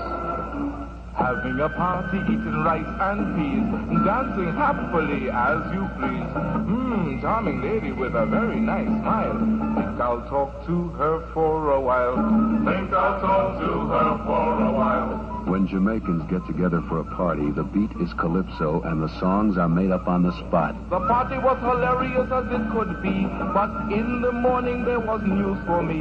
The penny whistle-man played wedding tune on his pipe. The smiling lady is now my wife. The smiling lady is now my wife. And when the singer finds his throat a little dry, something refreshing will be improvised. Probably Rheingold beer. In New York City, where there are more different kinds of people than in any other city in the world, more people drink Rheingold Extra Dry than any other beer. Why do Jamaicans like Rheingold? We don't know, but we must be doing something right.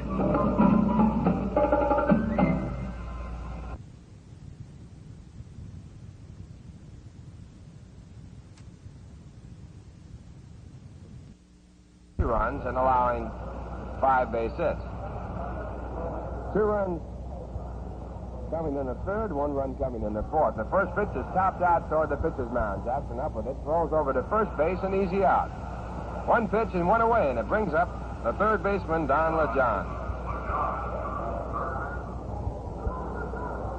Don LeJohn, 0 for 2. He has struck out. Al has struck out, too.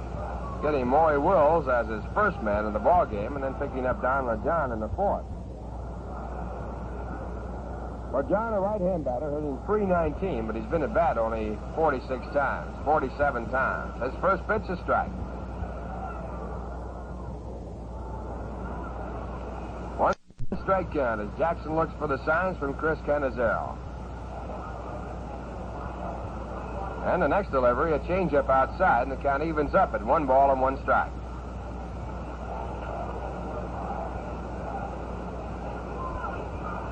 Dodgers as a team batting at .245, which also means they have fine pitching. 1-1 delivery.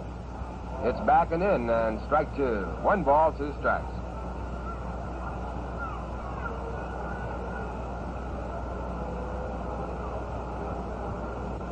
Crowd in the ballpark, very silent type crowd,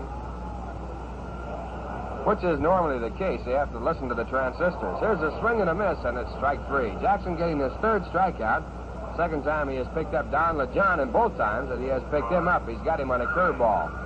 That'll bring up Ron Fairley, the popular right fielder.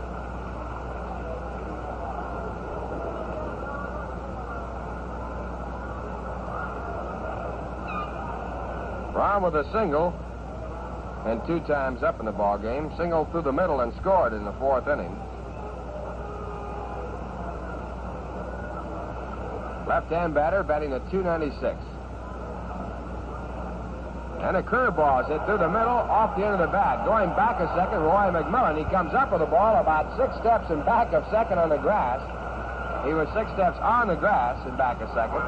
And he had no chance to make a throw, but he did get to it. Ball was spun off the end of the bat, not hit too hard.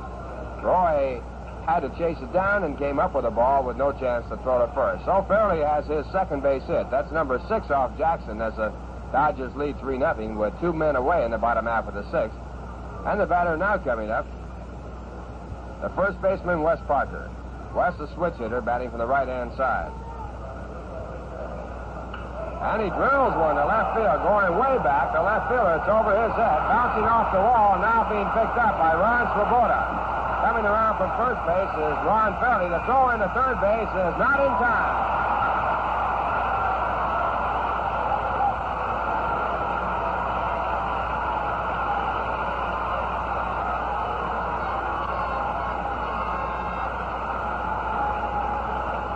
So a long 3-base hit up the alley, actually too far out of reach for Ron Swoboda to get to. It bounced off the wall, and Fairley, scoring from first base, has now put the Dodgers in the lead of 4-0. That'll bring up John Roseboro, moving all the way to third base on the base hit. Wes Parker, the 3-base hit, is 6th this year, and his RBI number 36.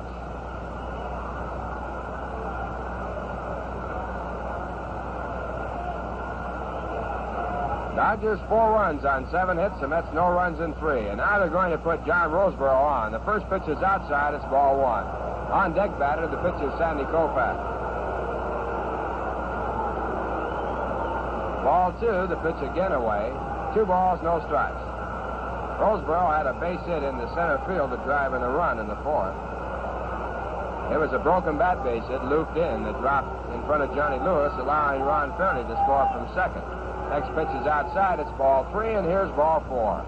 That puts Roseboro at first base. Runners now at first and third, and it will bring up Sandy Koufax.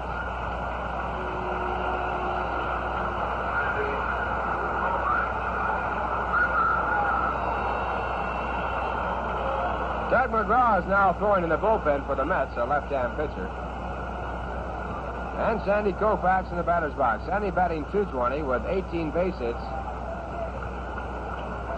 82 times up. Sandy bats on the right-hand side. He has driven in 6 runs this year. And the first pitch to him is a curve way inside. Koufax jumps out of the way, and it almost goes on back, but Canizero came up with it. So it's ball 1. Crowd here believing that Jackson might be throwing at Koufax, but that was far from the case. Just a curveball that got away. 1 ball, no strikes. And the next delivery is a curveball swung on and popped up. The shortstop, Roy McMillan, underneath. Now backpedaling slightly as he makes the catch just on the edge of the outfield grass. That retires the side, but in the inning, the Dodgers add 1 more as they had 2 hits, a walk, and 2 men left on. And the score at the end of 6, the Dodgers 4, the Mets nothing. And now, a word from Viceroy Cigarettes.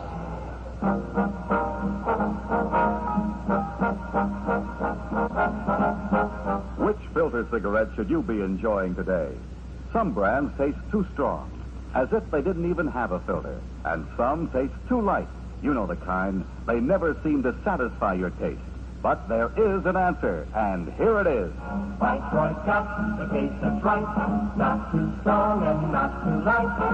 The taste that's right. That's right. Viceroy. The fact is, Viceroy is specifically designed to taste the way you'd like a filter cigarette to taste. Not too strong, not too light. Viceroy's got the filter for the taste that's right. When you try them, you'll agree. Viceroy's got the taste that's right. Viceroy's got the taste that's right. Not too strong and not too light. The taste that's right. It's the top of the 7th. The Mets trailing by 4 against Sandy Koufax. A score of 4-0. And the first man up for the Mets will be Ron Swoboda. Ron doubled his last time up almost decapitated the third baseman, Don LeJohn. Don has been taken out of the ballgame right now for leather. John Kennedy has been brought in. 2 defensive changes being made by Walt Alston with the Dodgers leading. And the first pitch is a changeup, hit foul, slowly down to Don Hefner in the third base coaching box. It's strike one. Ron has reached his 2 times up against Sandy Koufax. He was the first man to reach. That came in the second when he walked on a 3-2 pitch, and then he doubled in the fourth. So Ron 1 for 1, his average at .232. Still leads the club in home runs with 16. He's driven in 39. 1 strike count on the right-hand batter. Koufax with 9 strikeouts, and he comes back with a curve that's too low, and the count 1 ball, 1 strike.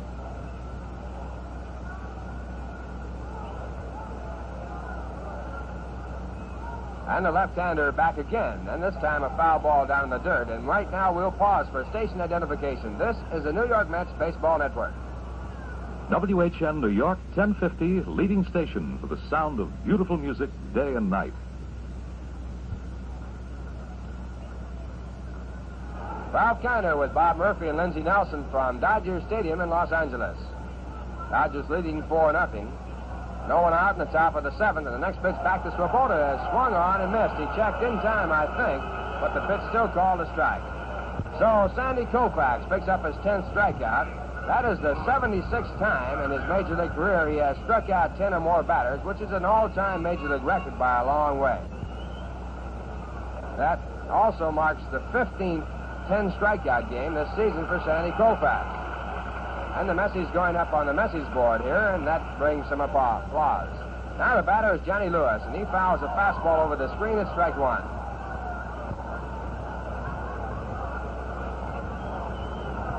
Johnny has struck out and flied out his 2 times up. His average at .262. He's in tough company right now against the left-hander Sandy Koufax. 1 strike delivery, curveball breaking down and in, and the count 1 ball, 1 strike.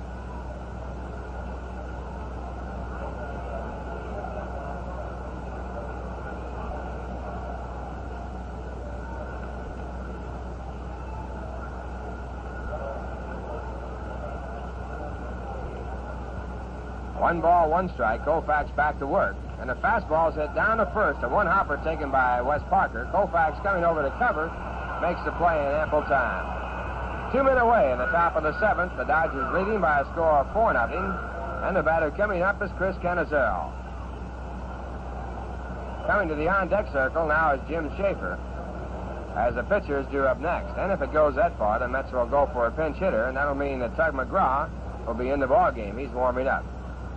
Chris Cannizzaro asking John Kibler to take a look at the ball. He looks at it and keeps it in play.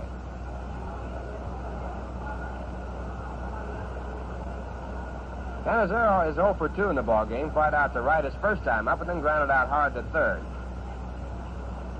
Chris with an average of 179. And a change of pace too low for ball 1. Koufax taking plenty off the change. Of course, against the fastball, it looks mighty slow. Looks like about a 200-car freight train pulling up an upgrade as it comes in. Compared to the locomotive he throws up with that fastball. Next pitch back is high, and it's ball 2. 2 balls, no strike.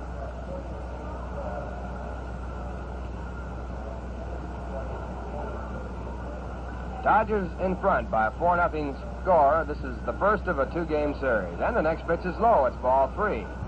So for the second time in the ball game, Sandy Koufax at 3-0. He was 3-0 on Joe Christopher, and then walked him on the 4th pitch. That was in the 6th. Sandy has walked 2, struck out 10 now.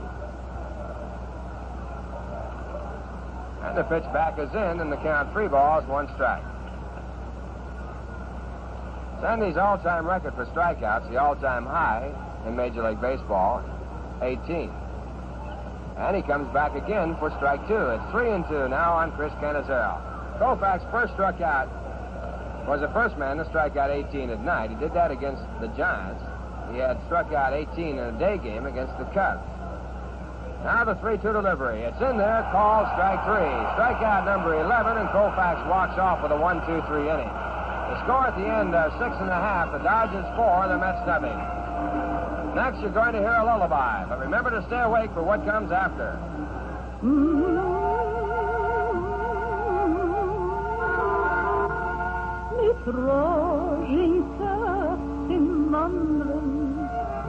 Generations of Jewish children have been put to bed with this lullaby, and often they've stayed awake, quiet as mice, listening to the party.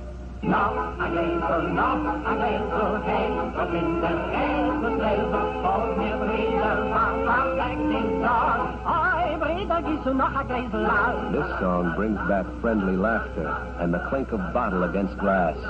And today, as yesterday, what's in the bottle is often Rheingold Extra Dry. In fact, in New York City, which has the largest Jewish community in the world, more people drink Rheingold than any other beer. How come? We don't know. But we must be doing something right. L'chaim!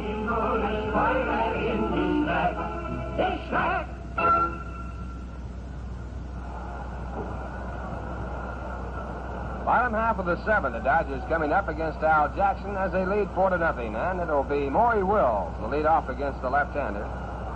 Maury's had one hit in 3 times up. That was a ground rule double down the right field line. He's had no chance to steal any bases. Maury has 75 stolen bases so far this year in 100 attempts. His average of .291, a right-hand batter against the left-hand pitcher. He's hit the ball well tonight. His double was well hit down the right field line, bounced into the stands, and he lined out his last time up. He hits the first pitch to deep short, McMillan in front of it, and over to first base for the out. So Jackson picks up his first out in the 7th inning. And that'll bring up Willie Davis batting for the first time. Willie went in the ball game as a defensive measure about midway through. Well, I don't believe too many people would have predicted that the Dodgers would be in first place without either Davis boy having a good year. Tommy Davis, of course, sidelined because of a broken ankle, and Willie Davis having a bad year with a bat. He's batting at .235. And his first pitch bounces in the dirt. It's ball 1. And a fellow who is hitting .235 with the speed of Willie Davis is really having a bad year. Probably the fastest man in baseball. At one time in high school, he ran a 9.500. 1 ball, no strike count on Willie Davis. Willie has 5 home runs this year. He's driven in 35. He swings and fouls the next pitch in the dirt, and the count at 1 ball, 1 strike. Dodgers lead 4-0 with 1 away in the bottom half of the 7th. Dodgers scored 2 in the 3rd, added 1 more in the 4th, and 1 more in the 6th. Mets have had 1 strong rally, but they left 2 on. Now a change curve, full foul. Ball hit down the right field line. The count at 1 ball and 2 strikes.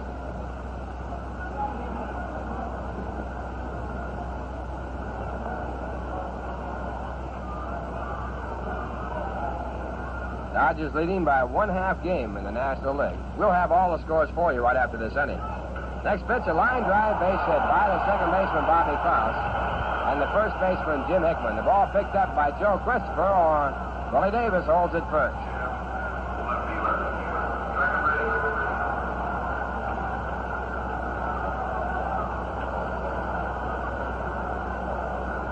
Dodgers with their 8th base hit, and now the batter will be Jim Lefevre. Jim, batting from the right-hand side, has walked and singled in 2 official times up. Grounded out the short his last time up, and he takes high. It's ball 1.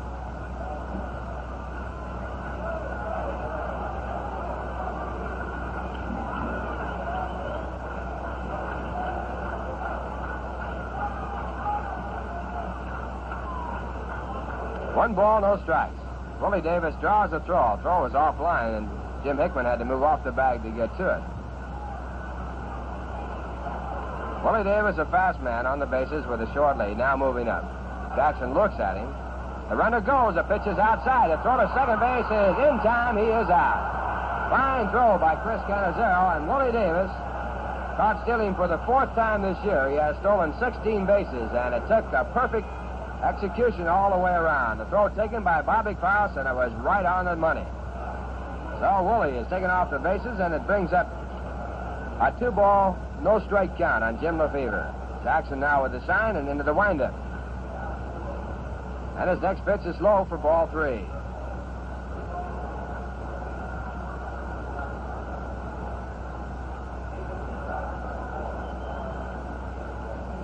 Fever, the right-hand batter. Fever batting at 233. And Jackson back and with a strike. 3 balls and 1 strike. Fever, who basically is not considered a power hitter, has the second spot in total home runs on the Dodger ball club. He's tied with Ron Fairley. The leader is Lou Johnson, the on-deck batter, with 9. Ground ball hit down to short. Picked up by Roy McMillan. The throw to first base is in time for the out to retire the side. No runs, 1 hit, no errors, and no one left on base. And the score at the end of 7, the Dodgers 4, the Mets nothing. In other games in Major League Baseball, Milwaukee defeated St. Louis 5-3. The winning pitcher was Cloninger, his 16th this year against 8 losses. Gibson, the losing pitcher, his record now 14-9. Matthews had his 25th home run. Oliver also chipped in. Cincinnati defeated Chicago 6-2 as Sammy Ellis went all the way to win an 8-hitter. It was his 15th victory against 7 losses. Ellsworth, the losing pitcher, and Pinson had a home run in the 5th with no one on. Jim Bunning shut out Houston 2-0, a 5-hitter, as he won his 14th ball game against 7 losses. Bruce, the losing pitcher. And San Francisco defeated Pittsburgh 4-3. Warren Marischal winning his 18th ball game. He's lost 8. Cardwell, the loser. Burden and McCovey had home runs. McCovey, number 27. In the American League, Minnesota topped the Yankees by a 7-3 score after the Yankees had tied it up at 2-2 in the bottom half of the 7th. Twins got 5 in the top of the 8th to win it for Cott. His 11th win against 8 losses. Mantle hit his 16th home run, number 470 in his Major League career. Mickelson was the losing pitcher in relief. Whitey Ford, the starter for the Yankees.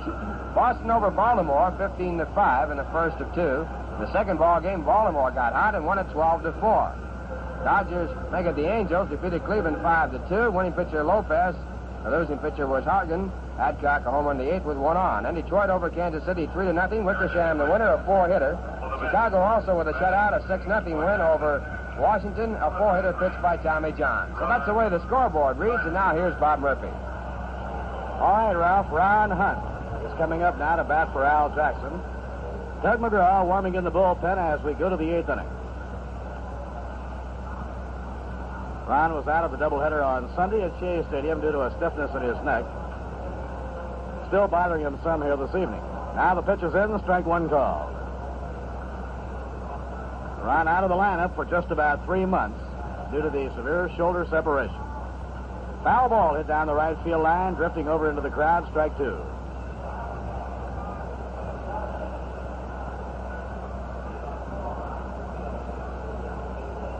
This year, Sandy has 3 shutouts.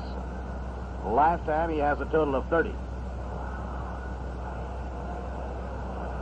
Next pitch on the way, Ron around, bluffs at a bunt, doesn't offer, it's inside and low. 1 ball, 2 strikes.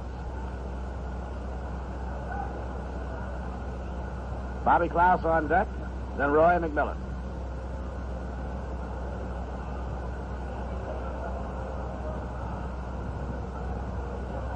Now as Sandy looks in for his sign, Ron elects to step out.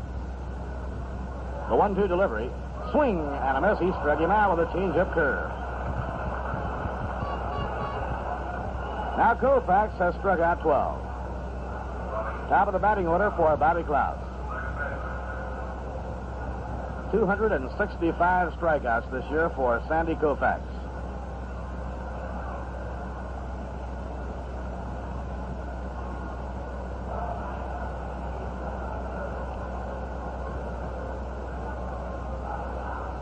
Foul ball back into the screen, no play.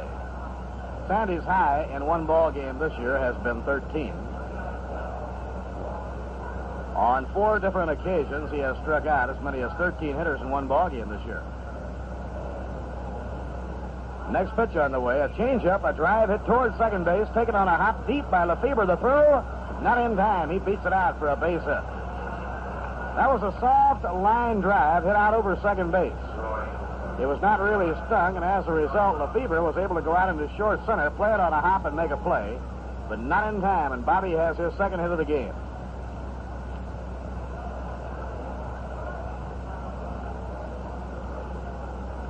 Now Roy McMillan is up. Roy has 1 hit and 3 times at bat. Roy McMillan and Jim Hickman are the only hitters in the lineup that have not been struck out. Fastball in for a call strike. Roy is one of the toughest men in the National League to strike out. When he hits 230, it's a very meaningful 230 and a lot more than 230 because he does strike out so rarely, and he hits behind the runners well. Inside and high, 1 ball, 1 strike. Casey uses Roy McMillan on the hit-and-run play a great deal, and Mac probably plays hit-and-run as well as anybody in the National League, with the possible exception of Dick Groat. The 1-1 delivery, inside and high. It's 2 balls and a strike. Ron Peronowski and Bob Miller on call now in the Dodger bullpen.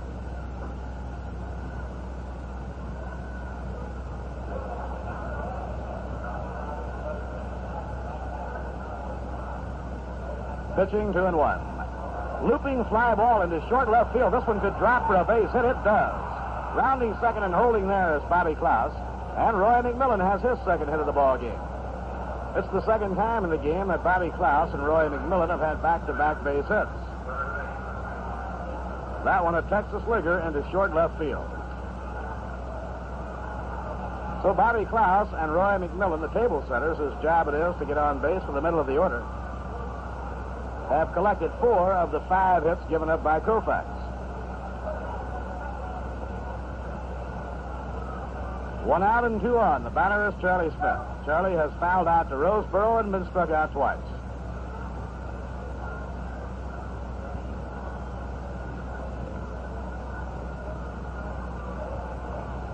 He holds up on a fastball. It's high. 1 ball and no strike.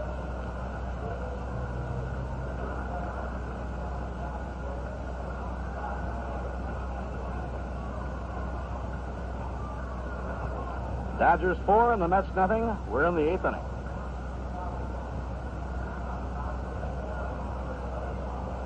Now the pitch on the way. Fastball into the knees for a strike. 1 ball, 1 strike on Charlie Smith. The Dodgers have had a third base problem for years now. Charlie Smith, an ex-Dodger, has developed himself into a solid National League third baseman.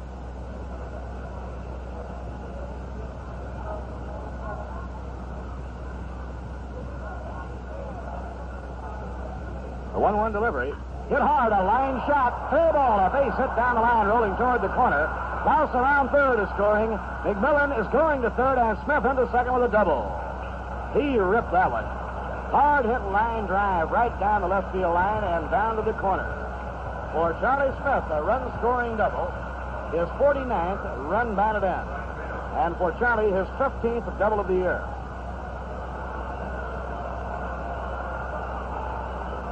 Three hits in a row off Sandy Koufax.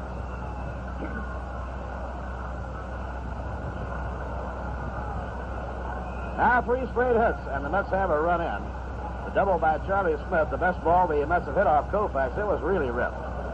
Now Joe Christopher batting with runners on second and third, 1 man out. Miller and Peronowski are getting ready in the bullpen. Koufax has started 27 games this year, completed 18 of the 27. High drive, well hit to deep left field. Back goes the left fielder. He has a play, and Johnson makes the catch on the warning track. In to score is McMillan, and Smith goes to third after the catch is made. Well, in many ballparks, that one would have been gone. Johnson went right back on the track about 370 feet out to get it, and it's a 4-2 ball game.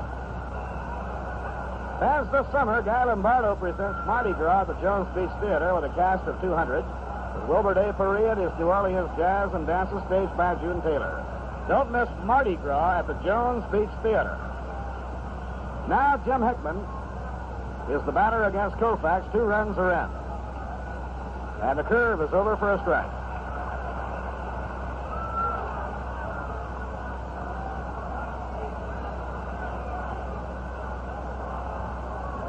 Three hits and a sacrifice fly. 2 runs are in. It's now 4-2 Dodgers.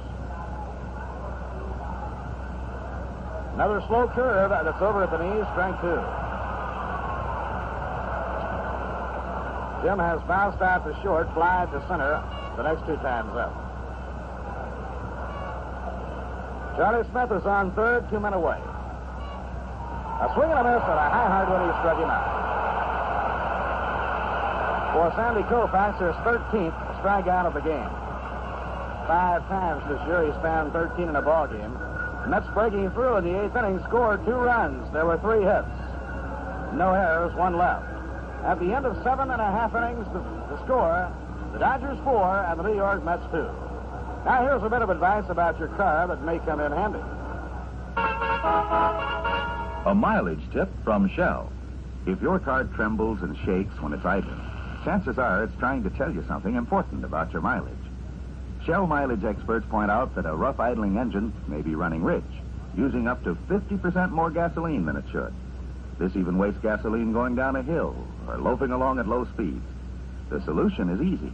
A carburetor tune-up at your Shell dealer.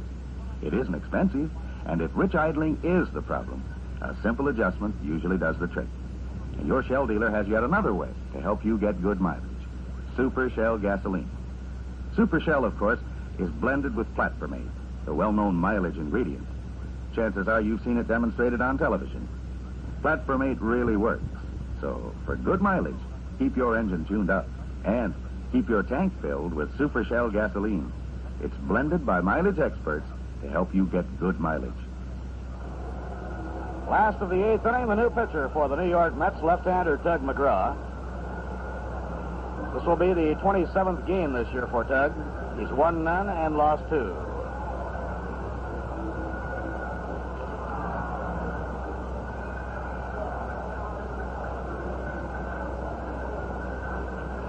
Tug, a 20-year-old southpaw from Vallejo, California.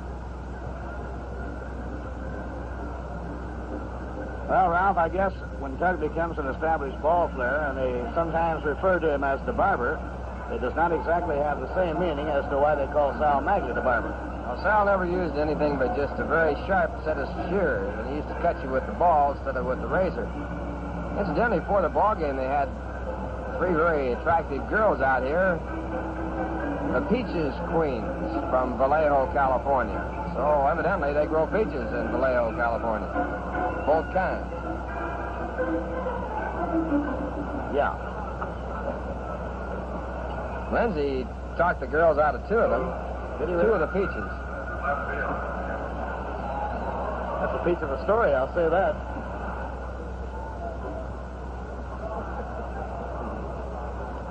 Storytelling time from Dodger Stadium. Now Lou Johnson up against Tug McGraw in the last of the 8th inning. Swing and a miss, strike 1, and Tug really had the mustard on that fastball that came in at the knees. John Kennedy, who took over at third, is the on-deck batter, and then Ron Fairley. Now McGraw winds. Here's his pitch. Slow curve has popped up outside third. Scooting over by the Dodger dugout is Charlie Smith. Look out. And he one-hands the ball right on the edge of the dugout. He was teetering right on the top step when he made the grab.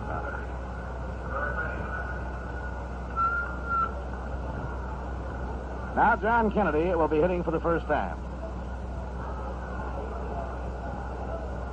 Kennedy came to the Dodgers along with Claude Osteen on that big Frank Howard deal.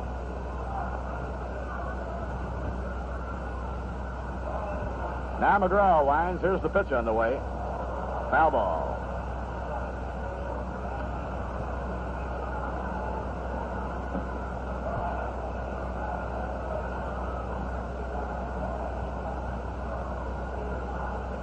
Al Jackson pitched 7 innings.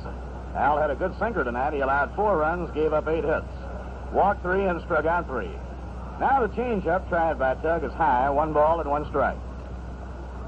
Jackson's sinker ball was working, and Roy McMillan had a busy night at shortstop. Mack has handled 10 chances flawlessly.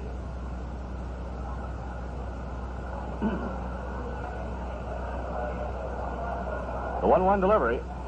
And it's in at the knees for a call strike. 1 ball and 2 strikes on Kennedy.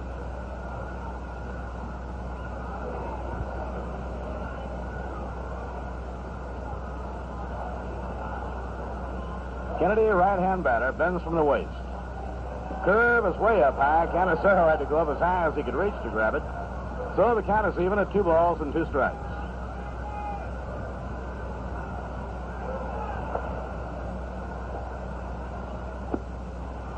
In the 9th inning, New York will have Ron Swoboda leading off against Sandy Koufax. 3 hits in a row and a sacrifice fly, producing 2 runs for the Mets in the 8th inning. Fastball is zipped in, strike 3 call. And McGraw had good stuff on that.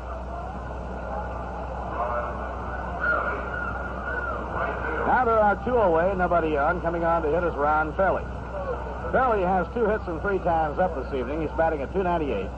Leading run producer on the Dodger Ball Club. He's knocked 61 runs in.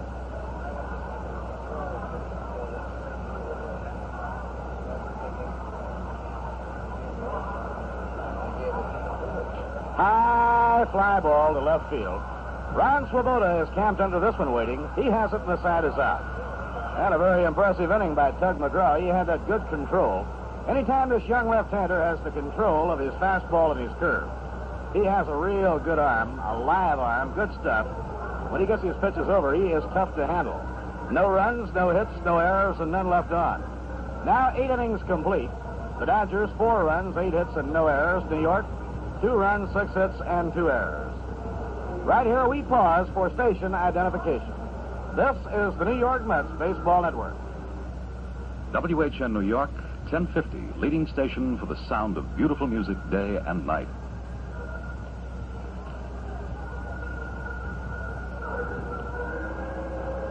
Bob Murphy with Ralph Kiner and Lindsey Nelson from Dodger Stadium, where we're going to the 9th inning with New York trailing Koufax and the Dodgers by 2. While the Mets are away on this road trip, they go from here to Houston and then to San Francisco. They open their homestand against St. Louis on Friday night, August 20th, and while the ball club is away, tickets are on sale at 7 days a week at the advanced sale window at Shea Stadium, located at entrance B. In Manhattan, for your convenience, the Mets have ticket outlets both east side and west side. You can get Mets tickets daily except Sunday in the Long Island Railroad waiting room at Penn Station, at Grand Central Terminal, at the foot of the 42nd Street and Vanderbilt Avenue ramp. And on the island, during regular store hours, at Macy's, in the Walt Whitman Shopping Center in Huntington.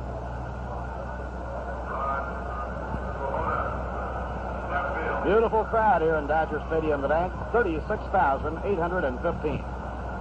Ron Swoboda facing Koufax. Fastball in, strike 1 call. Ron has reached on a walk, smacked a double down the left field line, almost tore the glove off the hands of third baseman Don LeJohn, and taken a call, 3rd strike. Outside and high, 1 ball, 1 strike. Sandy has struck out everybody in the lineup with the singular exception of Roy McMillan. He has 13 strikeouts in the game, which matches his previous high for this year. Swing and a miss on a high hard one. It's 1 ball and 2 strikes. So if he strikes anybody out here in the 9th inning and wins his 20th ball game, he will have achieved a new seasonal high for 1 ball game and strikeouts this year.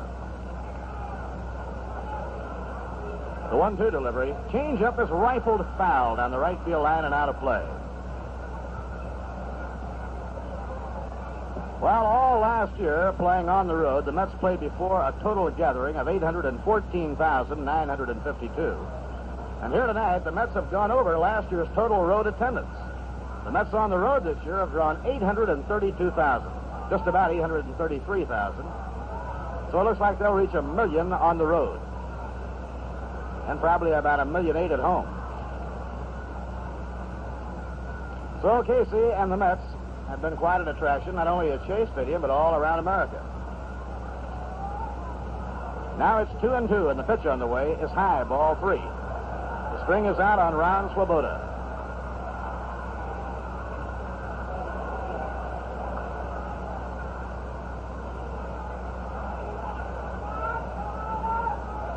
Nobody on, nobody out. We're in the 9th inning. Los Angeles 4, New York 2. Now Koufax into his windup. Here's the pitch. It's a pop foul, drifting back toward the crowd. Roseboro, mask in hand, comes back but has no play.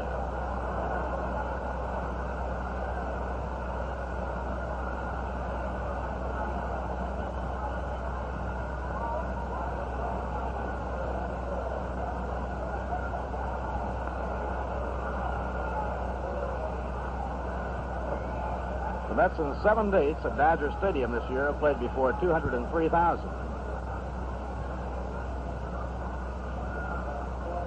Pitching 3-2.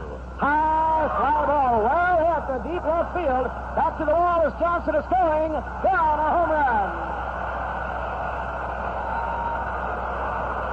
Ron Swoboda belting number 17 off of the king of the Major League hurlers, Sandy Koufax.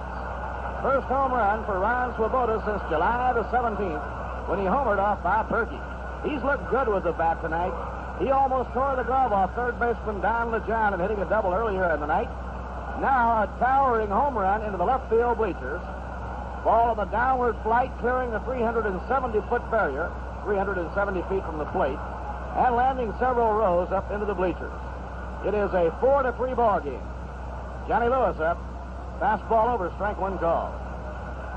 Well, Ralph, the layoff may have been good for Ron. He's looked good at the plate tonight. He was hitting the ball very well in batting practice. He had several balls in the stands, and he's been swinging much better. He got closer to the plate, and it's helped him. Ground ball to second base. Lefebvre up, throws to first in time, and Lewis is out.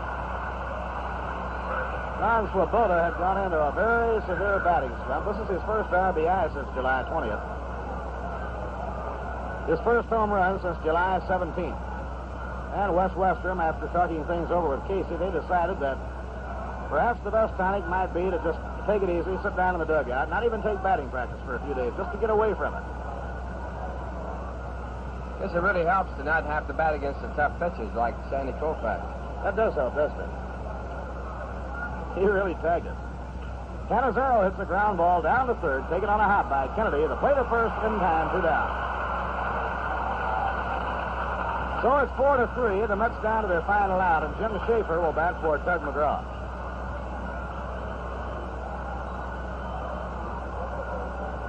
Well, Ralph, you would certainly know, but when you're a rookie and you hit one off of a great pitcher like Koufax, it's got to give you a nice warm glow. Well, that's one he'll never forget, I'm sure, as long as he plays baseball and even after. Interesting thing about Ron Swoboda, many of the home runs that he has hit this year, he's hit 17, have been off of the real good pitchers. Here's the pitch to Schaefer, outside and high, ball one. He's hit home runs off of people like Sammy Ellis, who now is a 16-game winner. He's hit 2 off Sammy Ellis, off Bob Shaw, and off Claude Osteen, off Dick Ellsworth, and Dino Master, Gaylord Perry, Ray Washburn, so he's hit some pretty good pitchers. 2 balls and no strikes on Jim Schaefer. Fastball in at the knees for a strike, 2-1.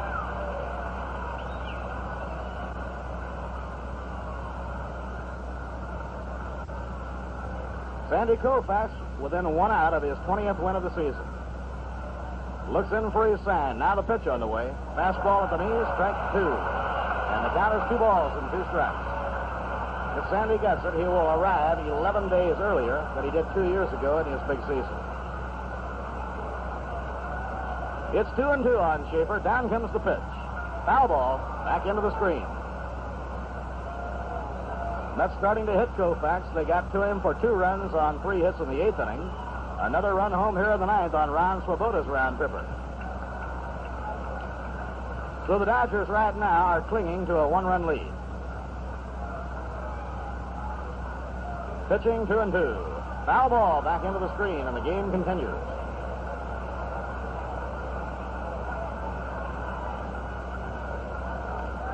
Bobby Klaus is the on-deck hitter. Both Bobby Klaus and Roy McMillan have 2 hits in the game tonight. Mets have had a total of 3 runs and 7 hits off Koufax. This is a ball game in which Koufax has struck out 13.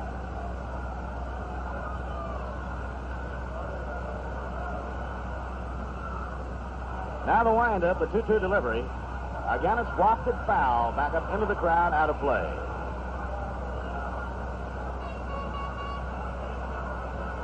Sandy is trying to get his 19th complete ball game.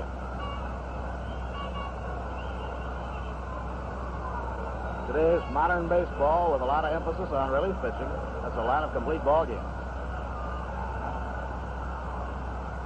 Now Koufax goes to the rosin bag. Schaefer is foul 3 in a row back toward the stands. Now Sandy over the head. Here's the pitch on the way. Swinging on this, he's struck him out. So Koufax, in winning his 20th, gets his 14th strikeout which is a new high in a single game for Koufax this year. On 5 occasions, he has struck out as many as 13. He gets number 14 for the final out of the ball game, and now gets a handshake from all of his Dodger teammates as he gets his 19th complete game and his 20th victory. In the 9th inning, 1 run, 1 hit, a home run by Ron Swoboda. No errors and none left on. Final score, the Dodgers 4 and the New York Mets 3. And we'll be back with a recap on tonight's game in just a moment. Now you're going to hear music to eat Insaniitis by. And if you want to drink a little beer with it, that's all right with us.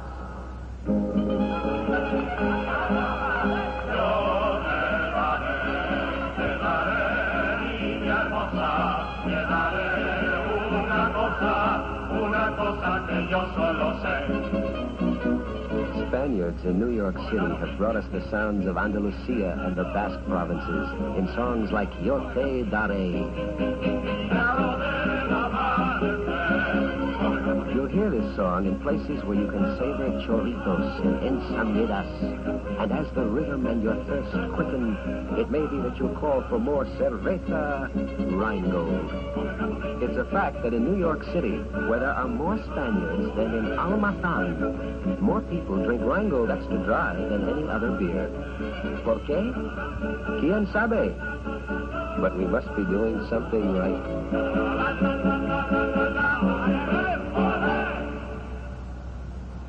Well, here at Dodger Stadium, the pattern continues. The Mets and the Dodgers playing another close ball game. The Dodgers win it as Koufax wins number 20, 4-3. And for the recap, here's Ralph. Well, Al Jackson up with a tough job and trying to battle out Sandy Koufax, the top pitcher in baseball. Started out in fine style. He went through the first 2 innings without giving up a base hit. With the score 0-0 going to the bottom half of the third, Maury Wills led off with a ground rule double, bouncing into the stands down the right field line. Maury on at second base and Jim Gilliam batting. A single to center field scored Maury Wills. A throw coming home went over the head of the catcher, and Jim Gilliam moving on down to second, and the throw started off.